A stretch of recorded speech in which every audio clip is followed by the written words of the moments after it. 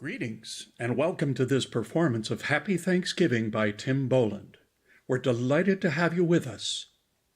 Before we begin, we'd like to cover a few important announcements to ensure everyone enjoys the show. Please take a moment to silence or turn off all mobile phones, watches, and electronic devices. We kindly remind you that photography, video, and audio recording are prohibited. Also, please be informed that since this production is being live-streamed worldwide, you may occasionally be in view of the cameras. If you do not wish to be visible in the live stream or video recording, please sit in the back row. For your safety, please take a moment to identify your nearest emergency exit for use in the unlikely event of an emergency. There will be a 10-minute intermission between acts. And following the performance, we invite you to join us for a talk-back with playwright Tim Boland. Thank you for your attention. Now sit back, relax, and enjoy the show.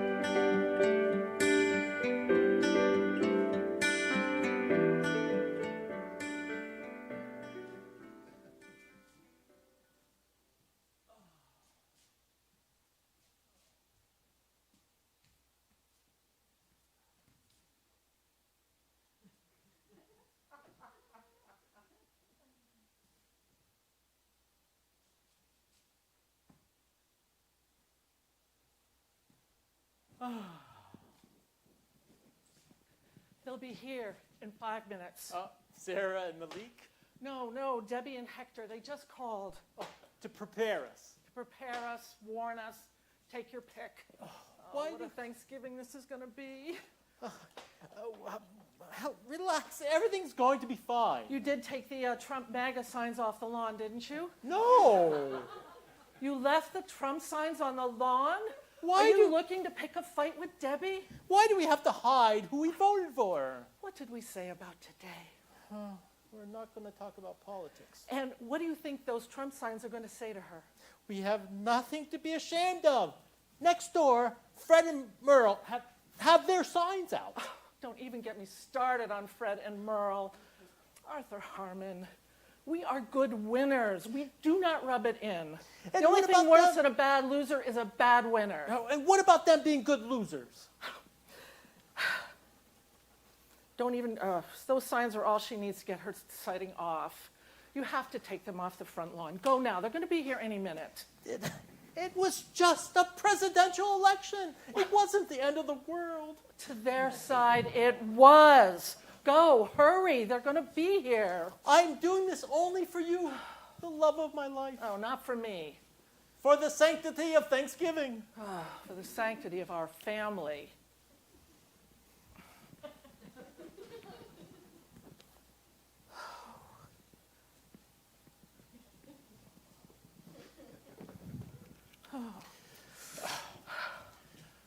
Oh, happy?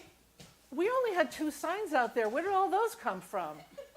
I took Fred and Merle's signs too. I never asked you to take theirs. Subconsciously, I know you wanted me to. You don't ever want to know what's going on in my subconscious. To be continued later. What do you want me to do with them? Put them in the trash. In the basement? No, no, not in the basement. Upstairs. Oh, in the hallway closet? No. Put them in one of the bedrooms, under the bed. Put Trump under the bed. Right, like he's never been there before. I wouldn't count on that. Hurry up.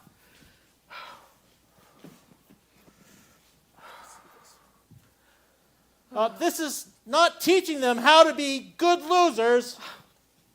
Promise me, no talking politics this weekend. Not unless she starts it. Not even if Jesus starts it. No politics. We've always talked politics in this house. And you never stop to wonder why our children move so far away. Now, don't blame that on me. This is Thanksgiving. There are no Democrats or Republicans on Thanksgiving. We're all just Americans. Until Black Friday starts, and it's every American for himself. I cannot believe that Jerry is making us go to work on Thanksgiving night. Is nothing sacred? They should start calling it Black Thursday. You barely finish your pumpkin pie, and off you go to work. Well, half the night we just try to stay awake. Who gets their hair done at 2 o'clock in the morning? Oh, no one. Jerry wants to sell lots and lots of hair products. How many women buy hair products in the middle of Thanksgiving night? Plenty if they're marked at 50% discount. Check to see if they're here yet. Oh. Aha! Our firstborn has arrived. Bless this house, Heavenly Father. Sort of arrived. Sort of. They're just sitting in the driveway, in the car. Oh, she must have seen you take those signs off the lawn. Oh, she didn't see me. I looked back as I was coming in. Oh, God. I hope she took her medication. Her Trump drug? Don't say that. That'll set her right off. Wait. Hold on. Hector is getting out of the car. Oh, good.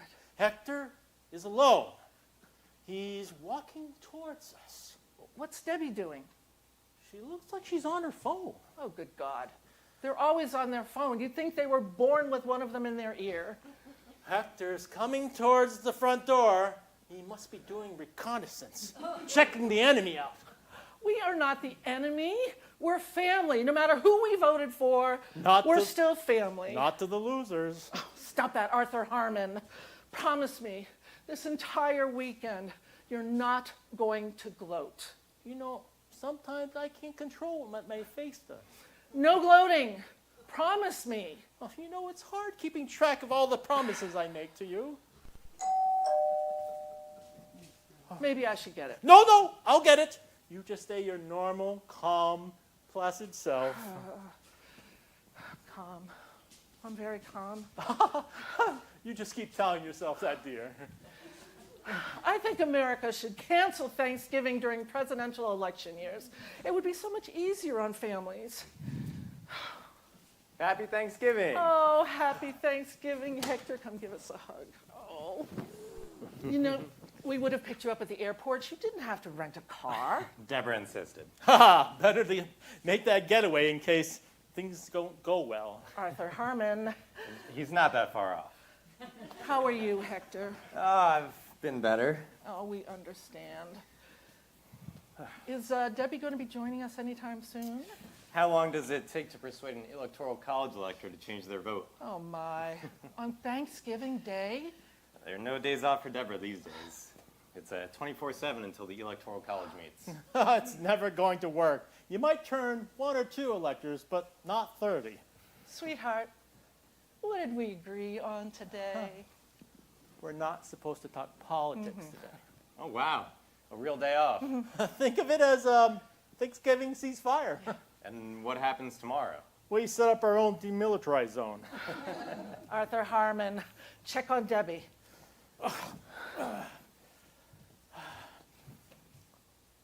Good news! She's out of the car. Yes, that's my girl. She stopped Stopped. Where? on the walk. She just sat down on the walk. It's cold out there. She could get pneumonia. She hates us. She doesn't hate us. We voted against her first female president. She hates us. Hector, does she hate us? She hates you. Oh, God help us. She almost backed out as we were about to board, but I convinced her otherwise. What'd you tell her? I asked her how often we'd get to mix it up with the enemy. See? I told you we're the enemy. Hector, we're not the enemy. You're not the enemy to us. No? No, you're just elitist know-it-alls who have lost their way. Sweetheart, It's okay, it's the truth. We do think we know it all.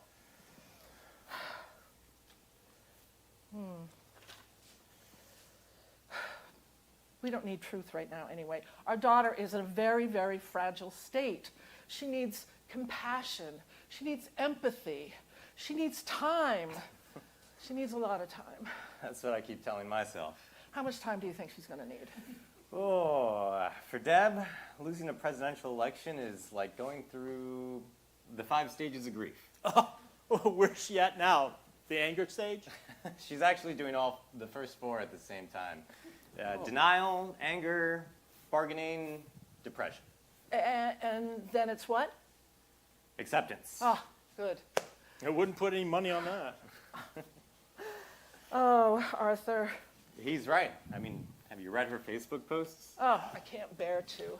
She's got to stop writing every little feeling she has down on that Facebook. Posting at 3 in the morning? When does she sleep? It's therapy for her. Facebook. It's the new group therapy. You know, share your thoughts, get replies, reply to the replies, count the likes, and then block everyone who disagrees. You all have to get off of that social media. It's like a... Drug? I didn't want to say that. It's true. I mean, I've tried to get off myself, but bang! Off the wagon, right back on. Whatever happened to diaries? That's what I'll get Deborah for Christmas. A nice diary, somewhere where she can write her thoughts down, have a private conversation with herself. Our generation isn't too interested in privacy anymore. Oh, I know. You guys go out to eat at restaurants and you post pictures of your meals. We really don't need to know these things. You should get her a dog. Long walks with a dog. Best therapy known to man.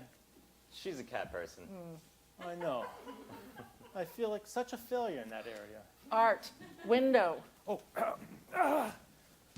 hold on. She's up. She's on the move. That's it. You can do it, baby. Hector, I don't know how you put up with her. You held a couple things back for me when I came asking for your blessing to marry. I've told you more about, but we didn't want to scare you off. We couldn't have had 3 more different children if we had planned on it. A socialist, a Democratic socialist. whatever that is, a Democratic socialist, a gay Republican son, and what do you call someone that was for Hillary Clinton for president? I don't think they figured that one out yet. I knew it. Patience wins the day. In here, darling. Oh, happy Thanksgiving. I don't want to be here. What have you done to your hair? It's so dark. When did you do that? After the election? Post-election makeover? Right on the money, Dad. I needed to make myself over. Oh, that's what's going on in the salon then. What? All these women the last 2 weeks coming in wanting to go very dark, some wanting to chop their hair right off. It's not a makeover. It's an election political statement. Arthur Harmon, what did you promise me? Oh, I promised your mother we're not talking politics this weekend. We're having a ceasefire. Very inconvenient, now that you're on the winning side. Hey, you won the popular vote. You always have that. Arthur Harmon, she has a rental car. She can go at any time. My role here today is to be a good winner. I am not allowed to gloat or say, I told you so. Which you just did. Take their coats, dear.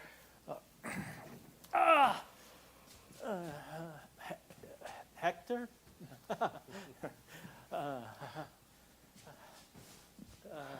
Deborah?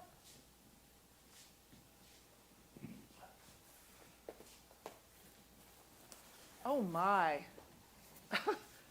Did someone die? Are you in mourning? Yes, Mother, I'm in mourning. Well, what is it they say? It's always darkest before the dawn. We're past dawn, Mother. And this is what your morning in America really looks like now. I have 2 parents and a brother who voted for a pussy-grabbing white nationalist. And Hold on, right there. You know, the definition of a ceasefire, that's not it. Your father talked to Robert last night. No politics. My hedge fund venture capitalist brother not talk politics? Good luck. Please, sweetheart, we've got to find a way to get past this. It's still early. Nobody really knows what's going to happen. Look at the people he's parading through that Fifth Avenue Gold Chintz Tower of his interviewing for jobs. Racists, misogynists, billionaires. She's making it very hard for me to keep my promise, dear. You expect me to just sit here today and say, please pass the cranberry sauce, knowing that people's lives are going to be irreversibly harmed in the next 4 years? I think he's more talk than anything else. It was a campaign. Look at his family, the children, all so well-groomed. Ivanka, Eric Jr., or Don Jr., Eric. Silver Spoon, second-generation suck-ups who would be anonymous without his name. Well, what about Melania? So elegant and soft-spoken. The immigrant wife of an anti-immigration president who's keeping their 10-year-old son in New York until next June so he can finish out his school year, costing taxpayers $10 million a day to provide security. Get your ass to Washington, Junior. Sweetheart, I don't mean to pry, but have you taken your, My anti-anxiety medication? You do seem rather anxious. Why don't you just call it my Trump drug? That's exactly what I called it. Not now, Arthur. Not now. You think you won, but it's not over. He can still be stopped. Not until all the votes are counted in the Electoral College in December is it over. It's never going to happen. She's entitled to hope, Arthur. There's hope, and then there's reality. Right again, Dad. Hope died 2 weeks ago. No, dear, there's always hope. What do we have if we don't have hope? We're about to find out. This may very well be our last Thanksgiving back here in Michigan. You are always welcome home, no matter who the president is, even a Democrat. Hector, tell them. Deb, Tell them. we don't know for sure. We're exploring moving to Canada. You don't want to go to Canada. You think we have bad winters here. It's nothing compared to there. We went to a wedding, remember? Early April up there, and they still had 2 feet of snow on the front lawn. Not anymore. Global warming. Ugh. They say in 10 years it'll be like North Carolina. What? North Carolina, a red state. I will never visit or buy a product manufactured in North Carolina. That's where you're lucky, dear, because nobody in North Carolina can buy anything made in North Carolina anymore. Not unless you smoke. How could you, Mother? What? You went red. Michigan, we were a blue state. You helped put him over the top. He wasn't supposed to win Michigan. We were as surprised as you were. Someone the other day asked me where I'm from, and when I said Michigan, she had this look in her eye like, oh, you're from Trump land. I can't do this. I tried, but I can't. I want to go. Maybe it's time for more medication. I don't want to medicate myself, Mother. Then a nap. You must be exhausted after taking that red eye. I don't want to sleep, Mother. Then what? I want to hurt someone. I want to physically hurt someone. Now, violence never solved anything. We are in a war. Why can't anyone see that? I wouldn't call it a war, dear. We just disagree on certain things. They're going to kill Americans. Take away health care, people will die. And unborn children have been dying here for decades. Don't go there, Arthur. Anywhere but there. No. Say it again, Dad. I'm surprised it took you this long to get there. Arthur, don't. For me, the love of your life. Thank you. I know how hard that was. Deportation forces. They're going to break families up. My own husband's. They may do some deportations. That Mr. Obama did too, but then they'll just move on. Building a wall across the southern border is not moving on. They're just trying to protect American lives. You want to protect American lives? Start going after your fellow Americans who kill way more Americans every year than immigrants and terrorists combined. Sweetheart, is there a chance that we can agree to disagree? My own brother mocks me on Facebook. He posts his conservative word vomit on my wall for all my friends to see, and they ask me, what's wrong with your brother? Well, if he wants blood, he's gonna get it. What is it that nice Michelle Obama says, when they go low, we go high? Screw high. We need to go low, lower than them. It's the only way we're gonna win. Deborah, I know this feels really bad right now, but you're going to get through this. Then I'm gonna need a whole lot more medication than I am currently prescribed for. And these are the good days. Oh, that must be Robert. Be nice to him. We have nothing in common. He's your brother, your family. If nothing else, that's what you have in common. It's not enough, Mother. Oh, please. Not anymore. There are some things that are bigger than family. Please don't say that. See that? Look there, he's already starting. The capitalist pig brother of Deborah, mine. don't call your brother a pig. Good to see you too, kiddo. Oink, oink. Robert, what have I told you about wearing hats in the house? No hats in the house. What about my First Amendment rights? Free speech out there. In here, my rules. No hats. Off. Dad? You heard the general. Off with a hat. So much for the Constitution. Your mother suspended the Constitution a year ago. We're under martial law at this point. Deb, I know you're hurting. This weekend might come in peace. I feel your pain. Stop. I am not sitting across the table making anything nice with him. I'm here this weekend to watch some football and hopefully get some of the dark meat off the turkey. See that? What? That Republican sense of entitlement. He gets the dark meat and we get stuck with the dry white meat. You have no idea how hard it is to cook a turkey. I do my best to make the white meat as juicy as possible. And you success every year, dear. Robert, today you're getting the dark meat. A white meat. Thanks a lot, Miss Pantsuit Nation. I don't wear pantsuits. Then whatever it is your feminist brigade wears. Isn't it time to watch some football? Thank you, Hector. I never thought I'd say the saved by the National Football League. Bring on our Lions. You like watching young black men maim each other? I'm not telling them what to do. They choose it. Some of them are white too.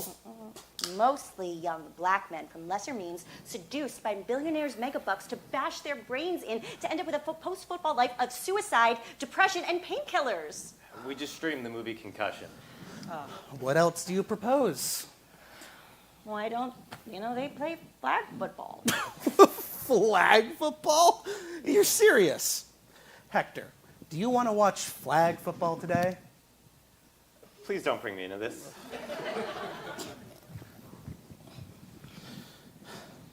What is this obsessive need for men to watch other men destroy each other in the name of sport? Grow up. Ah, Sarah and Malik. Thank you, Jesus. Happy Thanksgiving! Happy Thanksgiving! Ooh, you look wonderful.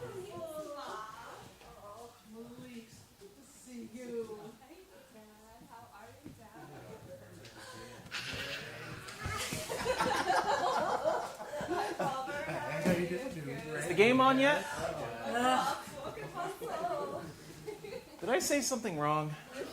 Now that everyone is here, let's get some ground rules straight. We will not be talking politics today, and we will not be discussing the neurological consequences of playing football. Neurological consequences. Do you want us to walk back outside and walk back in? No. No, we'll still end up in the same place. Gentlemen, I believe our first game is about to begin. Another Thanksgiving of torture with our Detroit Lions. Dear Lord, pray for us. Pray for the entire country. They have to endure it too. That's it. Go off to your Neanderthal man cave. Ha, you got it. Ready, Neanderthals? Follow me to the man cave.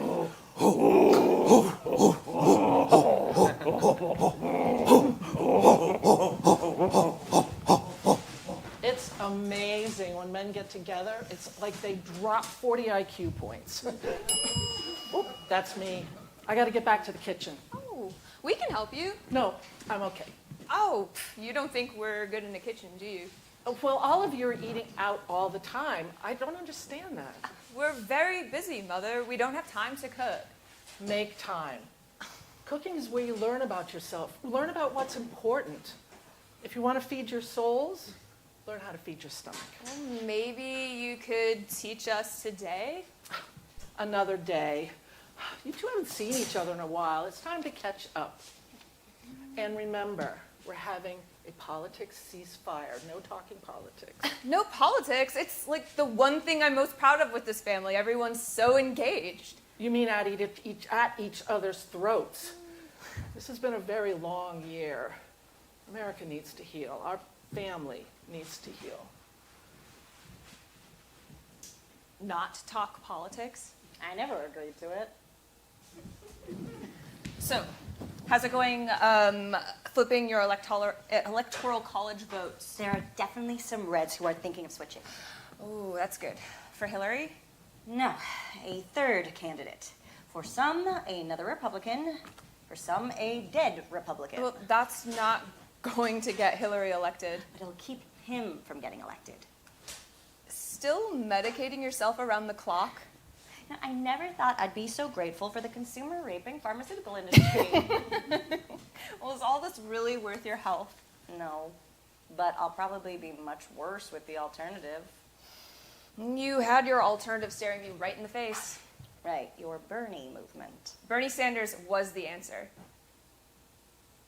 He split the party in half. He's the reason we lost. No, you lost because you wanted a woman so badly for president you looked right past the better candidate.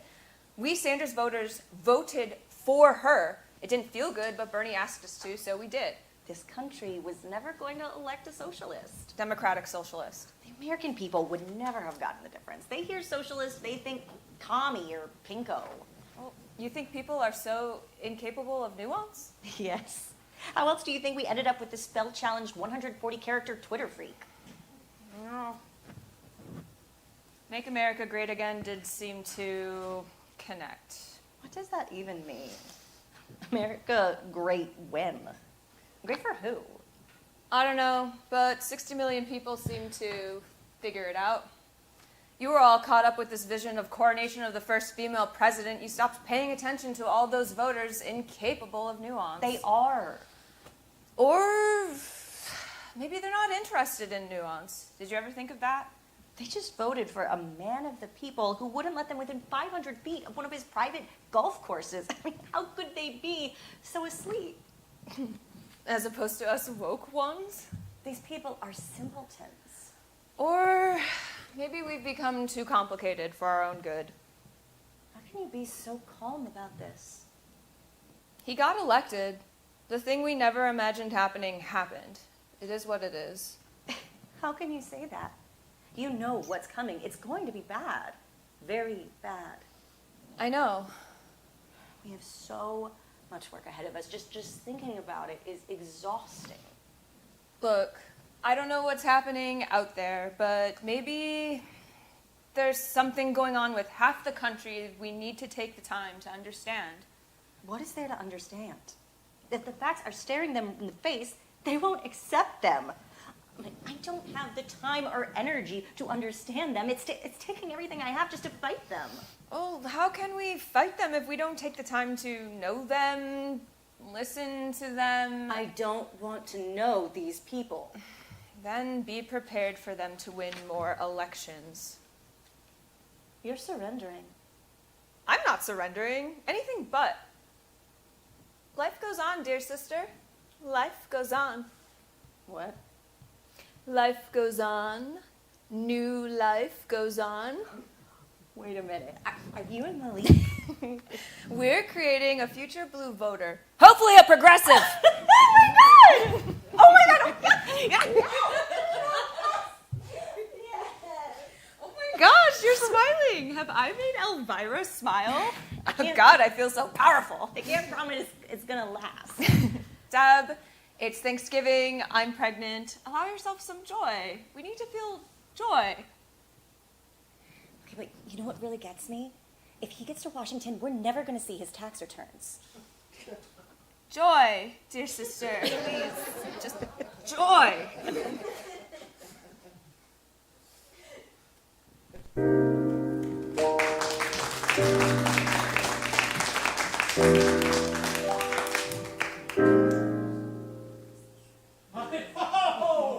Well, it could be worse. We're ahead, 10-7. Lions are going down, certain as death in taxes. How can you be so sure? First team ever to go 0-16 in a season. Never been to a Super Bowl. One playoff win in 60 years. They're so bad. How do they keep getting a game Thanksgiving Day? Tradition. There's nothing more American than turkey, yams, homemade pumpkin pie, and the Detroit Lions stinking up the biggest game of the year. It's really not fair. Our Michigan car and manufacturing industry went south to Mexico, and we got left with the Detroit Lions. Mexico would love to have the Detroit Lions. No, Hector. No matter what one feels about Mexico, not even Mexico deserves the Detroit Lions. So why do you keep rooting for them? Because they're our Lions. Okay, what would happen if they did win a Super Bowl? They'd never be our Lions again. We'd just be one of the many champions. You people need professional help. Straighten up, gentlemen. The CEO is in the boardroom. Is the game over? We only wish halftime. How far behind are they? Actually, they're ahead. Oh, that's not good. Could they actually win? If they do, they'll be in first place in the division. Could they go to the Super Bowl? Mother, don't even put the thought like that in our head. All right. Which one of you big, strong he-men wants to carve the turkey? I've never carved a turkey before. No better time to learn than Thanksgiving. Do you have one of those cool electric knives? Oh, no electrical accessories here in this house. Real men use real knives. Good. Come with me into my cave. Oh. It's called the kitchen.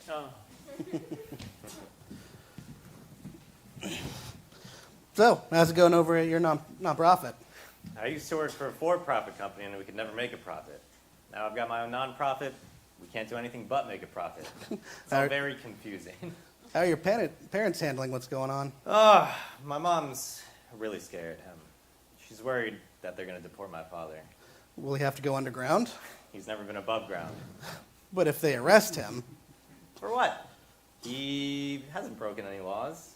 He came over through LAX on visa and overstayed it. by how long? 35 years or so. It's a civil offense, not a serious crime, punishable by a fine or deportation. If your father were to need help, legal assistance, I have resources. My father has faith in America. How's that? He trusts America will keep taking advantage of underpaying him taxing him for benefits he'll never receive while he makes more money here than he ever could in Mexico. Thank God your mother's from here, and you too. Born in America, but still an outsider. I know the feeling. Being gay? Being a gay Republican. How does that work? It's complicated. Are you gay or Republican first? Republican. How's that? I didn't choose my sexual orientation. I did choose my party affiliation. Oh my god, oh my god, oh my god, oh my god, oh my What? god, oh my god, oh my Sarah, god, oh my god. what's going on? I can't believe, Daddy. Malik doesn't even like to be around knives. Malik cut himself! What? I don't know what Daddy was thinking. They're not knives, they're switchblades. If Malik loses a finger, I swear I'll never forgive Daddy. Your family anything like this? I didn't know families like yours existed until I married into it. Where's your Brian? With his family? They don't want to see him anymore. He passes on his greetings. Do you and he ever think about getting married and having kids? It took me long enough to come out as gay, and now I get asked when I'm getting married and do I want to have children. I'm finally homosexual, but now it feels like I'm being asked to become heterosexual again. It's very scary. I'm afraid it will be so boring. I missed you, man. I missed you. Not so much Deborah, but you, yes. So when are you and Deborah going to make me Uncle Robert? Now you're sounding like my mother. Question withdrawn. Sorry Brian's not here. I miss him too. I do too. Or will. Have I missed something? Brian's moving out of my condo this weekend. Oh, I'm so sorry. I thought you two were so good together. Me too. What happened? Donald Trump. I don't understand.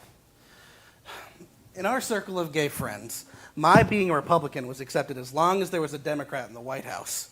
But within 48 hours of the election, our couple became persona non grata, blocked, unfriended, social pariah. Brian wanted me to go back into the closet. Pretend you weren't gay? Pretend I wasn't a Republican. It's hard enough being gay in the Republican Party. Nothing compared to being a Republican in the gay world. You think that's losing a relationship over? It's hard enough to come out of one closet. I wasn't about to go back into another. Do me a favor, keep it a secret. I don't need Deborah using this for ammunition. Can I tell you a secret? I'm not the best person for secrets. A couple of drinks in me and I'm Mr. Loose Lips. Oh, I need to tell somebody, though.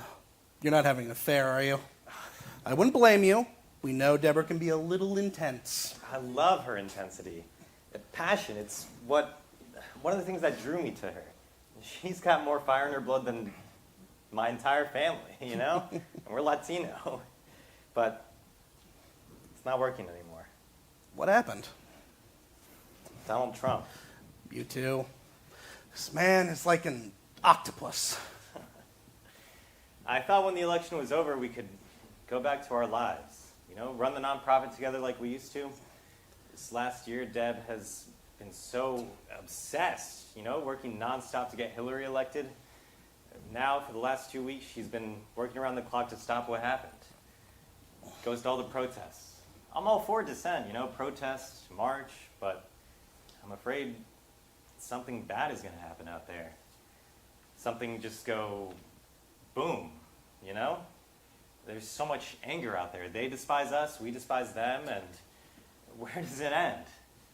I go to the rallies, but I don't want to be there. I get off work, I want to come home, kick back, play some video games, Assassin's Creed. Russia? October Revolution? It's great. You have the newest one? I brought it with me. Oh, we have got to play. You're on. I have something else to confess. Don't you think you've told me enough already?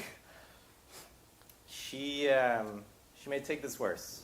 Then breaking up your marriage? I doubt it. I didn't vote for Hillary Clinton. You're right! She will take that worse! If you need to end your marriage, you're going to have to tell her that. But not voting for Hillary? Don't ever tell her that. I feel so guilty. Guilt is good. Do you want to know who I voted for? No, I already know more than I can handle. Oh, you're smiling. Is something wrong? We've just identified another Republican who's thinking of becoming faithless. Faithless Republican. Didn't know they existed. From Utah, a Mormon. Oh, well, that explains things. Stop! What? It's Thanksgiving. All right, I've had it. It's enough. I'm sorry, but Hillary lost. It wasn't meant to be. Hillary's accepted it, conceded that night. She's moved on. Why can't you? This is where I make myself scarce. Oh, please don't leave. I'll be downstairs suffering with the lions. You didn't have to do that. Deborah, If you have something to say, just say it. I better not. Robert's right. What does Robert have to do with it? Guilt is good. Guilt is good. Guilt is good. What is going on? Are you having an affair? I didn't vote for Hillary Clinton. What? I didn't vote for Hillary Clinton. You didn't vote for our candidate? Your candidate. I was for Bernie Sanders, remember? Bernie wasn't on the ballot. I know. Hillary was. I know. Who the hell did you vote for? I don't think you should know. I want to know. Out with it. Gates. Gates who? Bill Gates. I wrote in Bill Gates' name. What would you write in Bill Gates? The man spent the first half of his life becoming the richest person in the world, and now he's spending the second half giving it all away. You wouldn't want that in a president? He doesn't want the job. Which might be the best reason to have him. How could you be so unfaithful to me? It was a presidential vote, not an affair. Deborah, please. You were supposed to vote for Hillary. Do not touch me. Bernie told you to vote for Hillary. I know, and that was the plan, but when I got into the voting booth, I couldn't do it. Deborah, I want us to be close again. These last 2 weeks, longer than that, you've been so distant, you don't even want to be touched. I have needs too. Emotional, psychological, physical needs, Deborah. You want me to fulfill your physical needs after you cheated on my candidate? I did not cheat on Hillary Clinton. Worse! Me! You want me to make love to you after telling me you cheated on me with Bill Gates? I didn't sleep with Bill Gates. I can't make love to anyone right now with all this anger that I feel. That's okay, I can take angry sex. Very angry. You're mad at Republicans? Take it out on me. It's not just Republicans. Who then? Men. What? I'm mad at men. What men? Men who voted for him. Men who didn't vote for her. Deborah, you can't be mad at half the population. It's the way people get cancer. I'm not the only woman that feels this way. Plenty of women I know feel this way. They don't want anything to do with sex after the election. There isn't another election until 2020. Well, you should have thought of that before you voted for Mr. Microsoft. Deborah, I want us to start a family. Bring a baby into this world after this country just elected that man? If we keep putting it off, pretty soon we won't be able to. I told you, I'm not ready. When? When will you be ready? If you don't want to have a baby with me, just say it. When we first met, I was completely upfront with you. I told you the things that drove me. And I love you for it, but I can't do this anymore. I want a life. Have a life. No. This life of politics consuming everything is not a life. We were making a difference with our nonprofit, boots on the ground. We were helping the people who really needed help, forgotten people. But for the last year, you haven't been there. I need you, Deborah. there, and at home.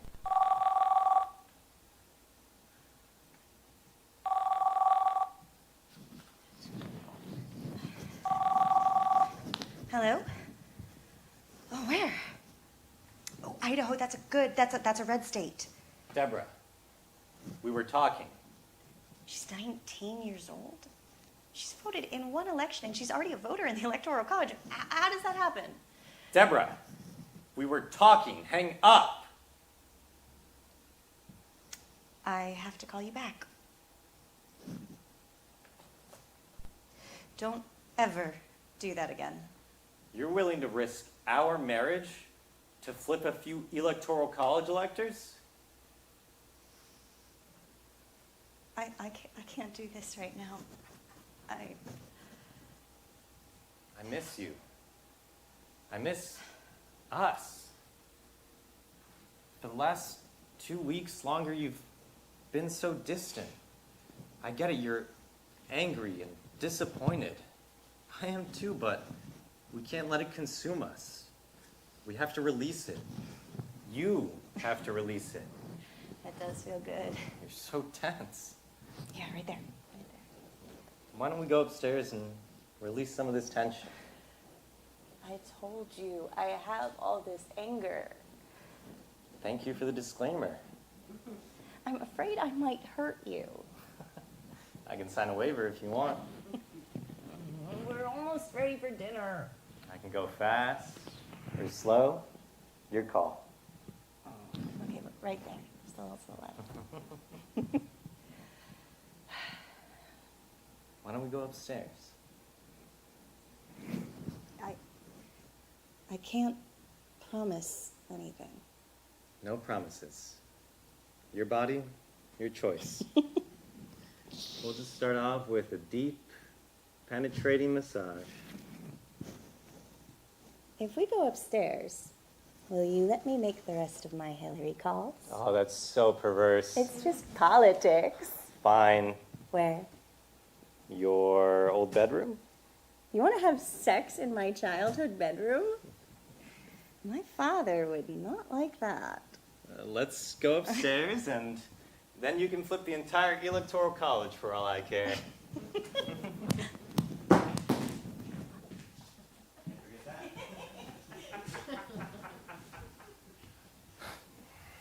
Oh, Sarah's never going to forgive me for this. It wasn't your fault, it was mine. I took my eye off the bird. Oh, we should have used the electric carving knife. I think I'd be missing a whole finger at that point. You know, one summer when I was young, I worked in construction. Unbelievable. Guys missing fingers, pinkies, indexes, toes. No big thing to them. They compare their missing digits like it was some badge of honor. What kind of man would be proud of losing a finger? I guarantee you Hillary didn't get their votes. That was the summer I decided to make my living my brains instead of my hands. Same with me. One summer in the factory, and that was all it took. I had to stay in college. You know, my brother worked in a factory all his life. There wasn't a day gone by he didn't complain about working there. But when they closed the factory, sent everything offshore, all he could talk about was how good the factory was. You missed the factory? I think he missed the people most of all. They were like family. You know, it's a special group of people building things together. Now he's a night shift manager at McDonald's. Never been the same. Man, all across this land, just like him, cut loose, forgotten. That was until 2 weeks ago. Hey, What's the score down there? Lions are running true to form. Vikings kicked a field goal. It's tied. 10-10. It's over. They don't have any chance? About as much chance as Hillary has as winning the Electoral College. Oh, no, don't say that. Your mother hears that, she'll blame it on me. What's that? What? That! From above! Deborah's room? Where's Deborah? With Hector last I saw. Oh, is that what I think it is? Are Deborah and Hector? Loosen up, Dad. They're married. Oh, I'm sorry, but I'm not comfortable with my children having sex in their children's bedrooms. There's nothing sacred anymore. Oh, no, that's exactly why I don't want my children to have sex in their bedrooms in my house. I suspected Hector was good, Latin and everything, but I had no idea. Stop! I don't need those images in my head. Arthur Harmon. Oop, you're in trouble, Dad. Why do you say that? Oh, she used my name, my full name, in that tone. What tone? Arthur Harmon. That tone. What the hell are these? You weren't supposed to see those. These were in my childhood bedroom? That was your bedroom? I'll never be able to sleep in there again. He was under the bed. What were you doing under the bed? We know what you're doing on top of the bed. No, you don't. My husband was giving me a massage. Must have been one hell of a massage. Hector, are you available without an appointment? Bug off, Robert, okay? So if you were getting a massage, how did you find them? My earring fell off and it went under the bed, and when I went to go get it, these were out in plain sight. They weren't in plain sight. They were hidden under the bed. Arthur Harmon. Sounds like you're in trouble. What did you do now, Dad? Oh, wish me luck, gentlemen. While you're at it, you can throw these in the garbage. No such thing. They're souvenirs. Souvenirs. This is what I think of your souvenirs. Now, stop that! Stop that right now! Step off! Just stop! No! Stop! No one's gonna need them anymore! Stop! That's enough! Never! Dude, those are from Merlin Merles. That's what I think of your souvenirs, Dad. You should be ashamed of yourself, young woman. Arthur Harmon. Better go, Dad. Maybe you shouldn't have come home after all. Next time, I won't.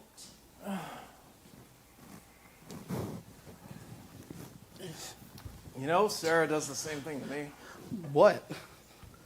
Uses my full name when I'm in trouble. Same tone, too.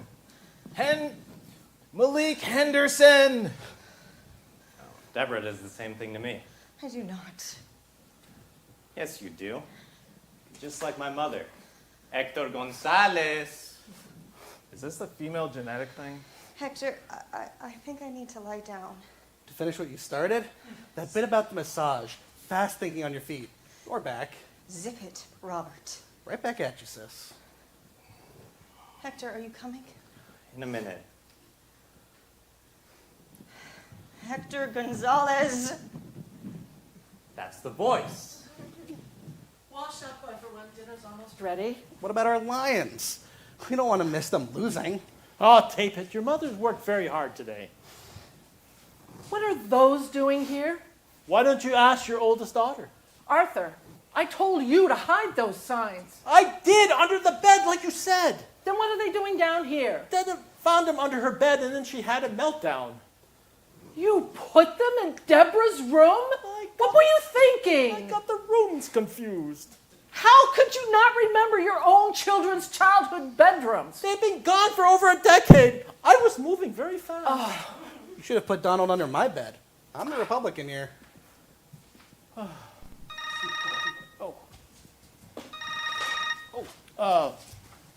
Hello. Hi, Jim. Happy Thanksgiving. What? No? Oh, damn. When? Any witnesses? Oh, okay, I can be there 15 minutes, okay? Okay. I'm heading over. What's wrong? I have to go over to the school. Well, what about dinner? You're going to have to start without me. No, we'll wait for you, right, children? No, start without me. This may take longer than I'd like. Please enjoy the dinner. We'll get back as fast as you can, darling. My word. Look at those.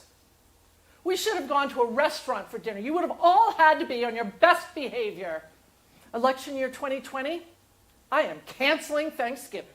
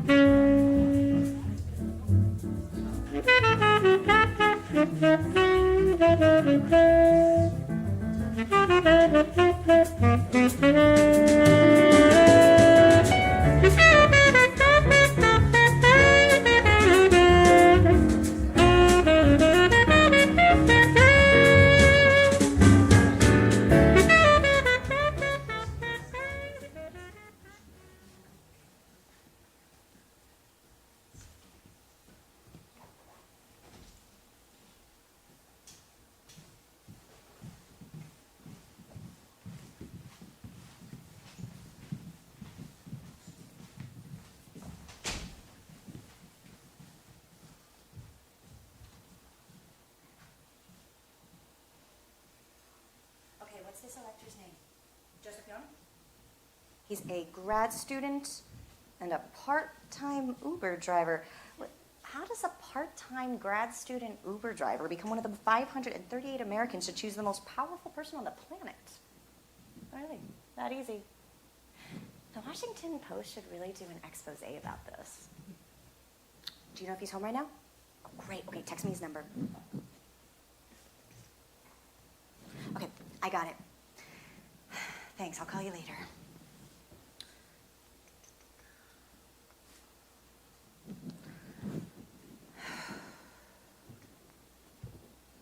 Hello? Hello, is this Joseph Young? Hi, happy Thanksgiving. My name is Deborah Harmon Gonzalez, and I am calling on behalf of the sons and daughters of Alexander Hamilton. What? No, we're not really descendants of Alexander Hamilton. Descendants in spirit. Did I see Hamilton the musical? Who can even get tickets? You have the score. My husband, too. He plays it all the time. He has a real serious bromance with Lin-Manuel Miranda. Oh, what? Yes, I know it's Thanksgiving, and I give thanks that you are making time to talk to me today. You only have a few minutes. What? You've received 10,000 letters? Death threats. And 3 marriage proposals. That's... Whew, my God, what will people do to win an election? So, Joseph Young, you're what, a descendant of Brigham Young? Wow, do I believe in polygamy? Well, I am a pro-choice woman, so I guess if it's their choice. So Joseph, I received information that you're having second thoughts about your electoral college vote on December 19th. What? Your state has a law about breaking your pledge to vote for the winner. $1,000 penalty in your state if you switch. That's just to intimidate you. Trust me, you'll never have to pay it. Would we pay your fine if it came to it? I'll have to get back to you on that. But what I can tell you is that there has never been an elector who has been prosecuted or fined for voting for someone other than who they were supposed to. You took an oath to God. Oaths are good. Do I believe in Jesus?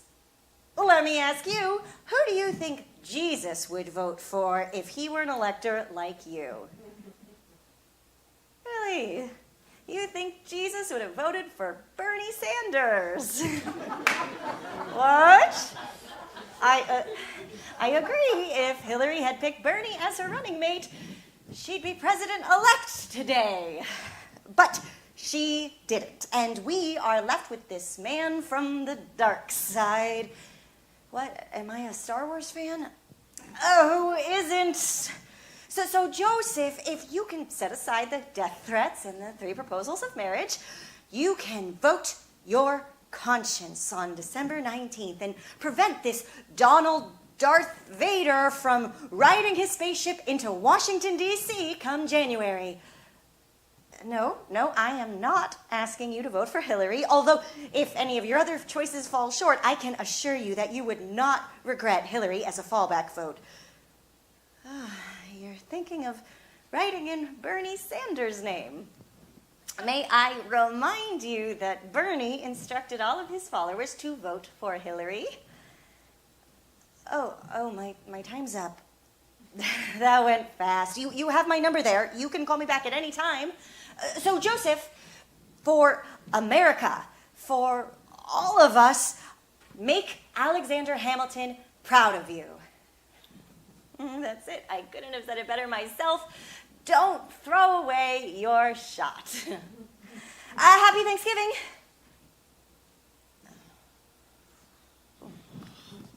You're not a Star Wars fan. You hate sci-fi. I was trying to create common ground. I agree. If Hillary had picked Bernie as her running mate, she'd be president-elect right now. You hate Bernie Sanders. He's going faithless. I could feel it. He's going to call me back. Stop.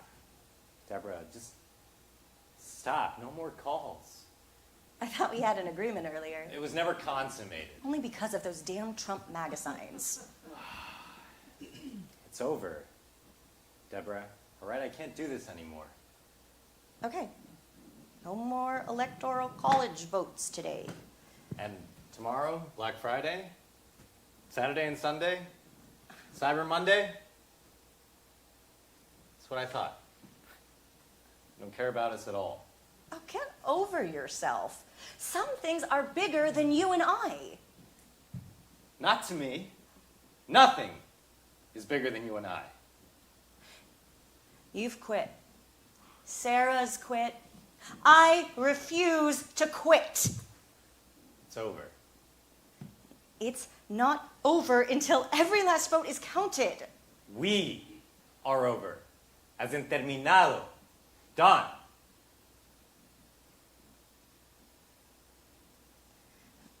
Please, just give me a little more time. December 19th, it'll be here before you know it. Thank you for your help. Oh, there you two are. Is everything okay? I am so full. Full.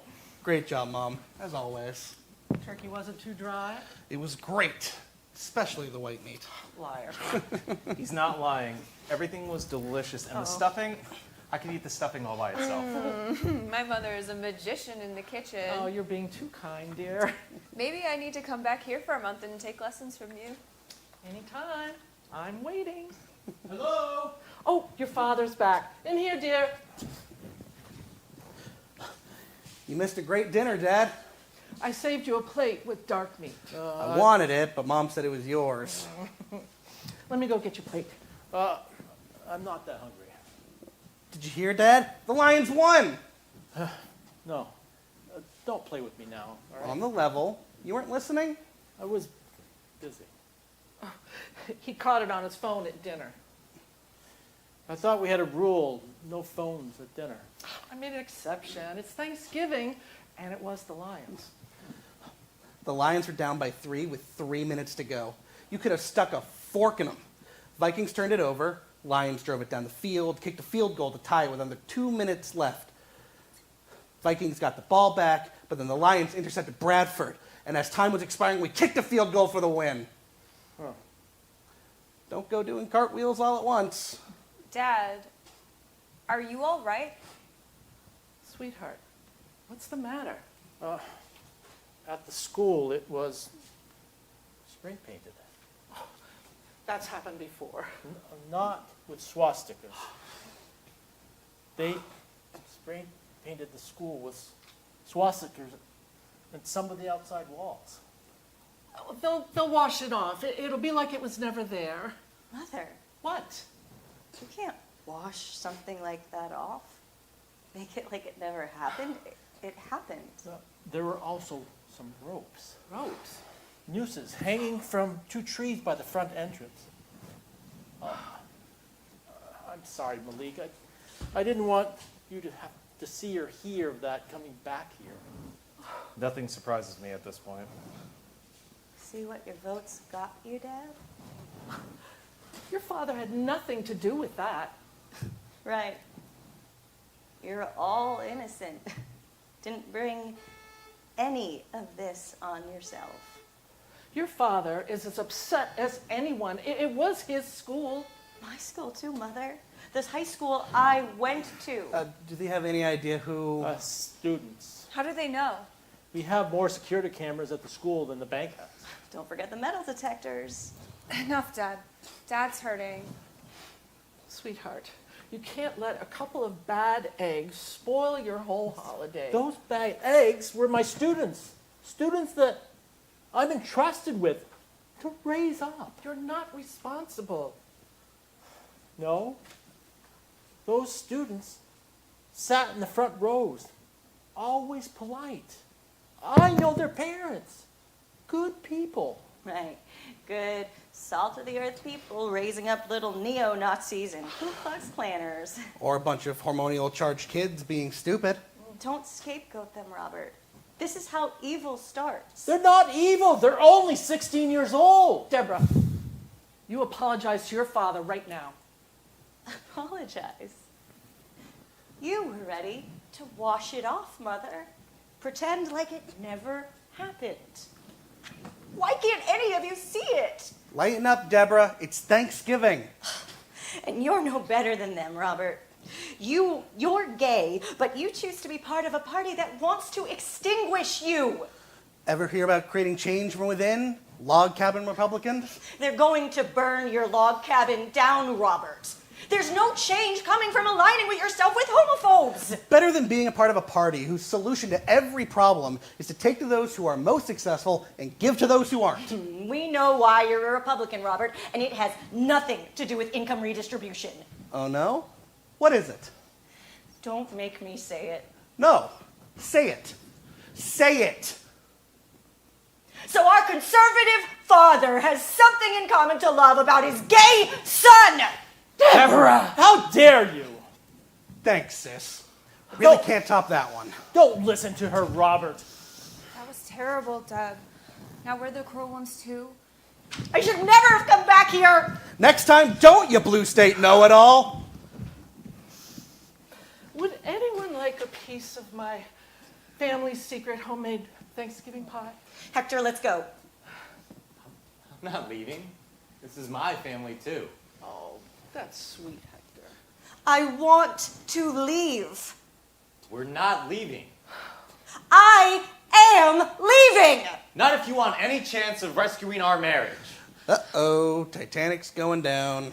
Can we Get your belly jackets. Deborah, what's going on between the two of you? Can we please not get into this right now? We are in it. Deep into it. I come back here for the holidays, and every year it's the same thing. You can't wait till it's over and we're back in LA. You talk about me quitting? This is what's wrong with Democrats, all right? They quit when it gets too tough. Not Republicans. They're relentless. They could go on for decades if they needed to. So grow some Republican skin, because you're going to need it for the next 4 years. It's time you finally deal with your two misguided conservative parents and your member of the wrong party, gay conservative Republican brother. Sorry. You're good. Nothing I haven't heard before.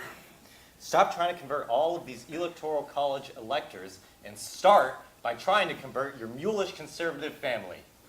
Sorry, again. We can be mulish at times. At times. Deb, you owe Robert an apology. No way. Fine, then I'll do it. Robert, I apologize for my sister. You don't apologize for me. Robert, I wouldn't want you any other way than the way that you are. Ditto that. Deborah, if we want to beat them, we have no choice. We have to get to know them. This weekend might be our last best chance to do that. We think they're the enemy. They're not the enemy. It's worse than that. They're family. That didn't come out the way I heard it in my head. It worked for me. I don't have the strength for what you're asking. Are you kidding? You're the strongest woman I've ever known. Medicated or unmedicated. All my life, big sister, you have been my role model. You have the biggest heart of anyone I know. But not a moment ago, that wasn't the sister I have always looked up to. Don't quit on this family. We need you. If Deborah really feels she has to No, leave... Mother. No one's going anywhere. Deborah's staying. We're all staying. It's time we confront our crazy, politically divided family once and for all. Battle it out until the bloody end. This is exactly what I was trying to avoid. Hector, I want to go. I'm staying. I haven't had your mom's family secret Thanksgiving pie yet. Come on, Deb. It's now or never. I'm okay with never. Fine. I'm gonna need more medication. Well, before I start having to medicate myself, we are going to have a pumpkin pie ceasefire, no talks politics. Is that clear? It was so quiet around here a week ago.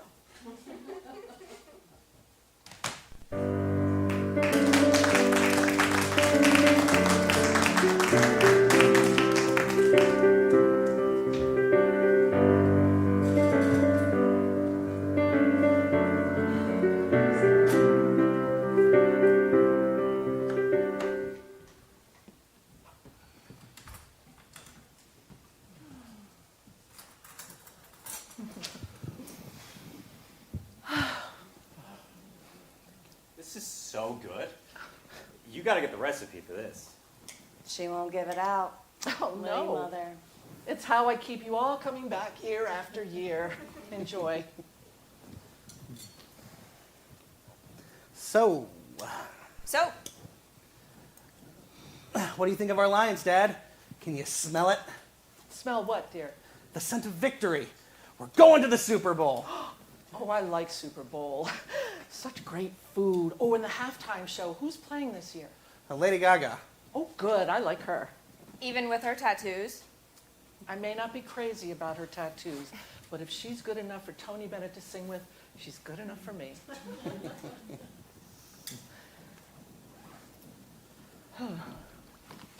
Getting ready for ice fishing, Dad? Oh, best part of my winter. Do you still go out with him, Mom? No. The allure of sitting on a frozen lake freezing my butt off has somehow lost its magic.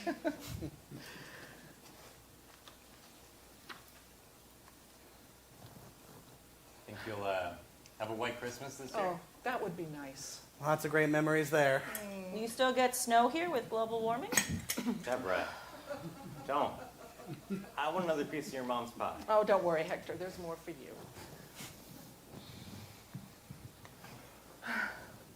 You get to golf much this past summer, sir? Oh, not a single round. But you used to love it. Your father's thinking of giving up golf. What's happened, Dad? I just came to the realization if Tiger Woods could never get satisfied with his golf game, working on his swing, what am I doing out there? I'm not complaining. Your father gets to go shopping with me more. Isn't that fun, dear? How was hunting this year? Finally get a deer? Your father's not the shot he used to be. Well, how long has it been since you got one? Don't ask. Your father is a deer's best friend. I keep telling him to get his eyes checked. All right, enough with that. Enough with Bambi and my poor eyesight.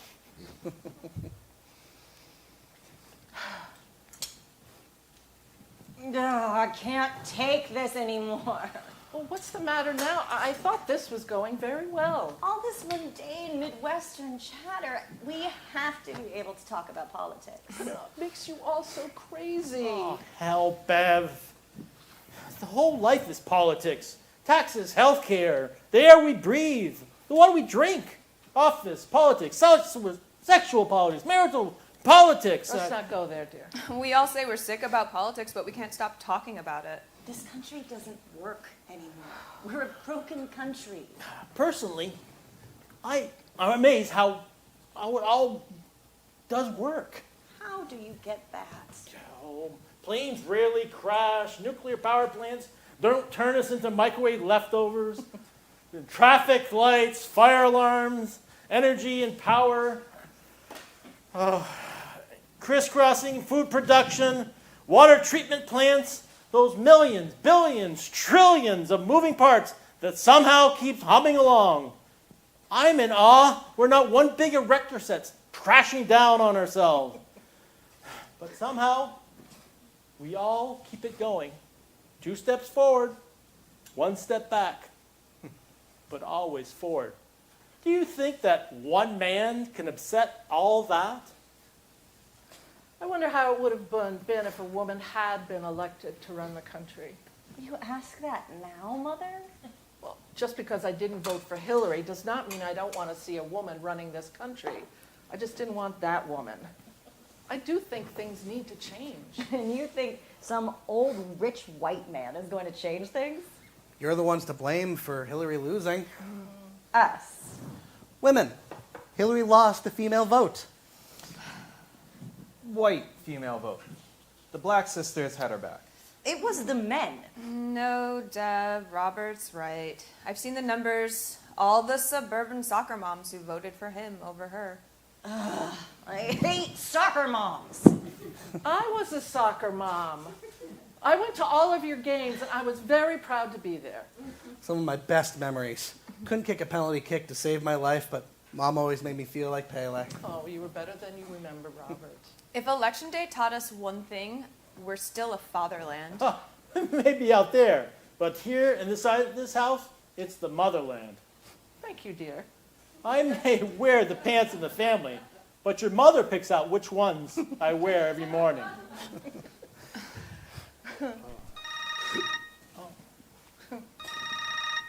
Oh, that's you. Oh, Oh, oh, hi, Merle. Happy Thanksgiving. To you, what? Wait. Your Trump signs on the front lawn are missing. Mine too, and Fred too. Hold on. Oh, well, I'll be damned. You're right, they're gone. You want to report it to the police. Are you sure, Merle?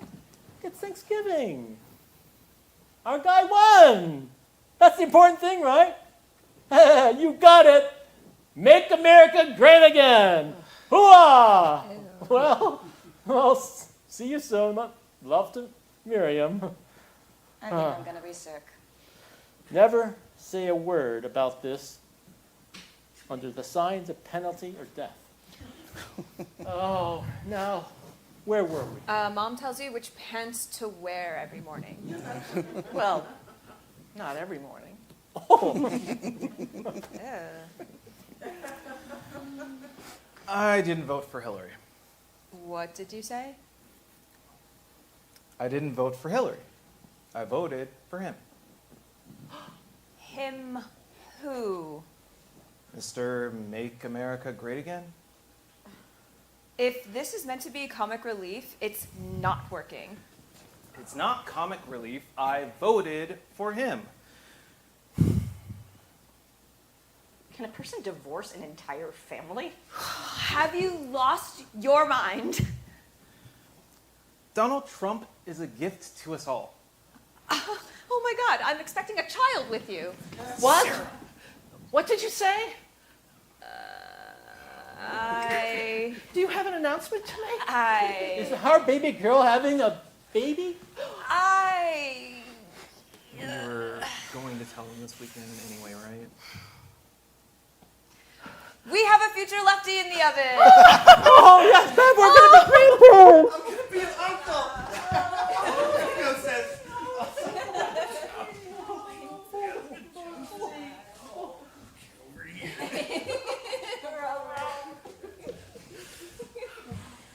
And now back to you. Inside that voting booth, did you have a brain seizure? Bernie asked us to vote for Hillary. I voted for her. Hector voted for her. Actually, Hector didn't vote for her either. What? I didn't vote for Hillary.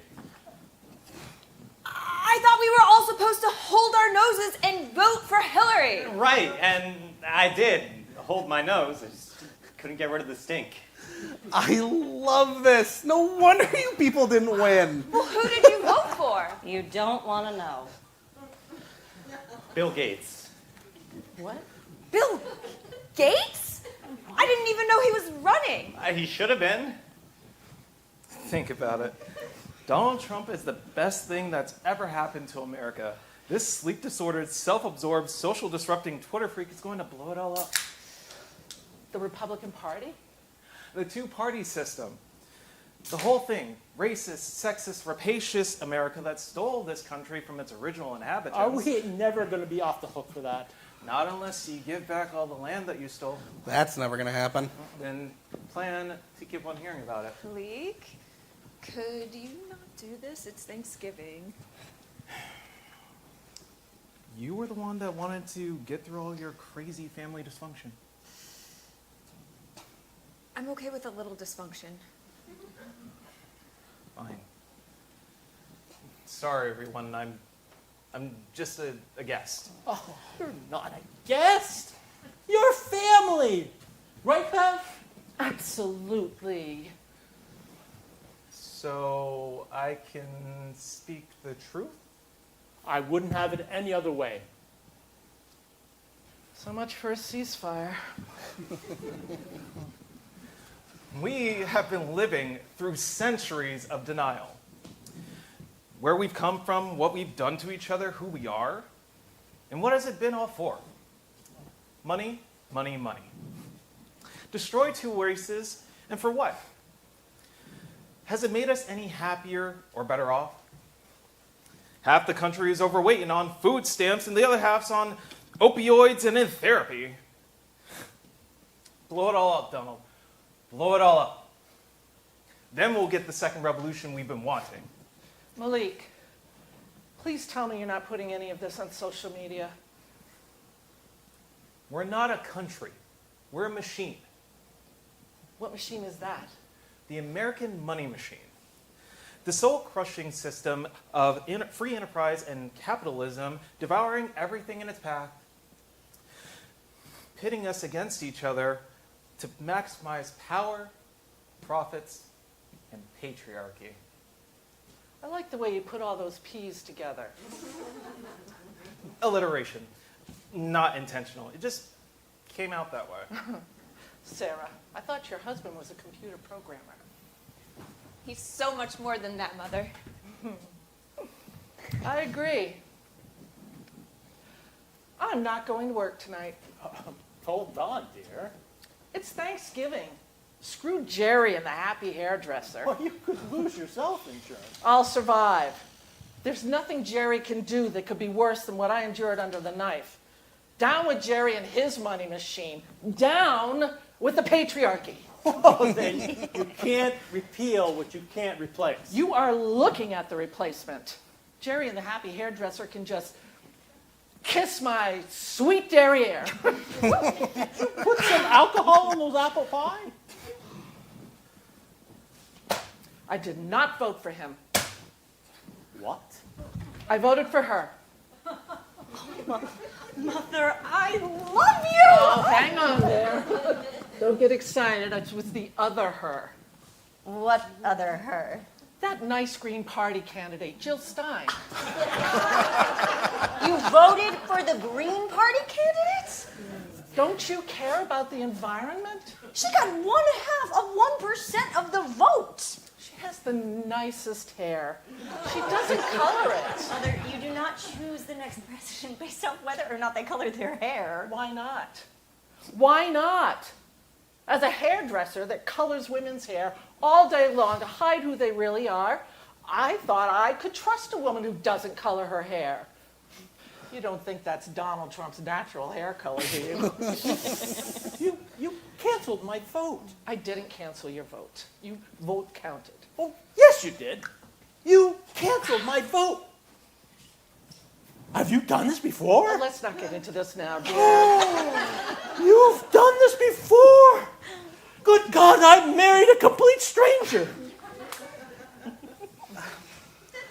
I didn't vote for him either. Oh, my I gosh. think I'm losing my mind. Who did you vote for, Robert? Had nothing to do with hair color. I realized where I lived, my vote wasn't going to make a difference. So I went for the Live and Let Live candidate, help him qualify for federal funding. Who was the live and let live candidate? The Libertarian, Gary Johnson. Third-party candidates, they are ruining democracy. What the hell happened to this family on election day? Pollsters were polling the wrong people. They should have been polling this family. I'm moving to Canada. I don't care if they have snow up there. I am not moving to Canada. I'm Latino. We hate the snow. I don't even want to visit. You know, if you really want to change things, you should move to one of the red states. Listen to country music 24 hours a day? No way. If you brought all of your blue friends from California and New York, Lord knows they have enough blue votes to they don't know what to do with, you could move to all the red states and turn them blue. You don't have to register more voters, you just need to invade. I'd never be able to survive the food. Fried chicken, fried fish, fried steak, fried vegetables. Fried tacos? Fried biscuits. Fried gravy. Ugh.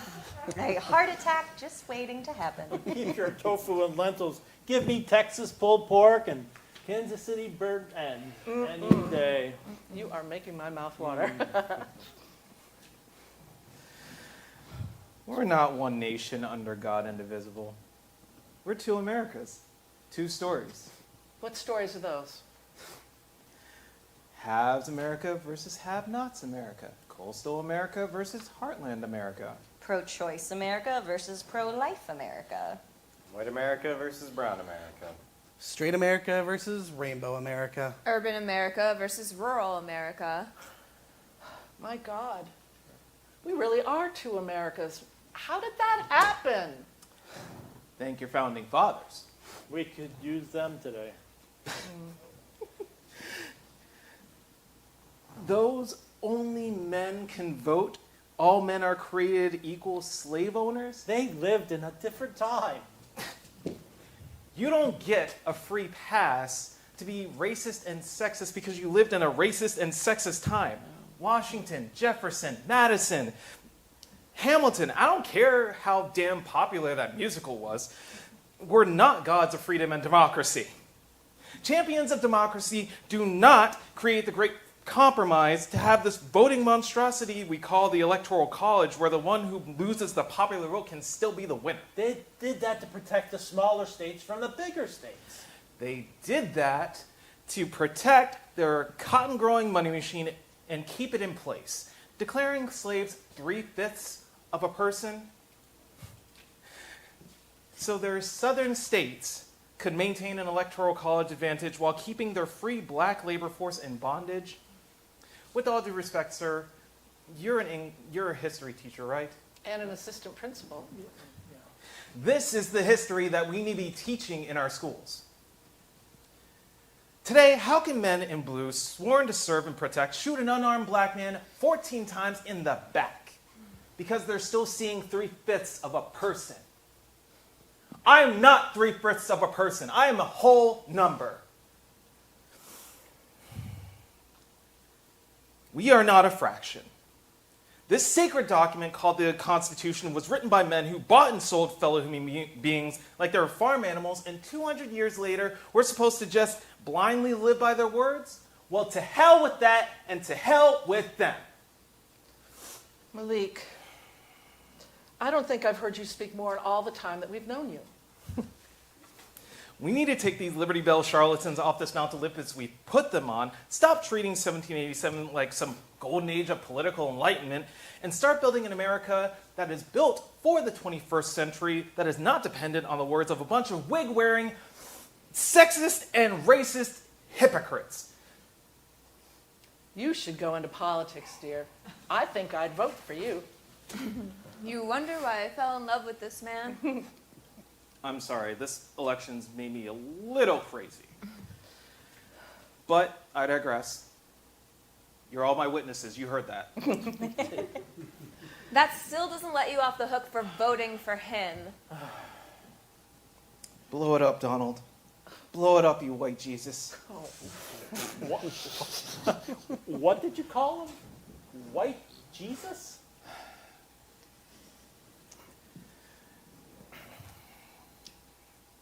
Don't go there, Malik. The founding fathers were fair game, but please leave Jesus out of Thanksgiving.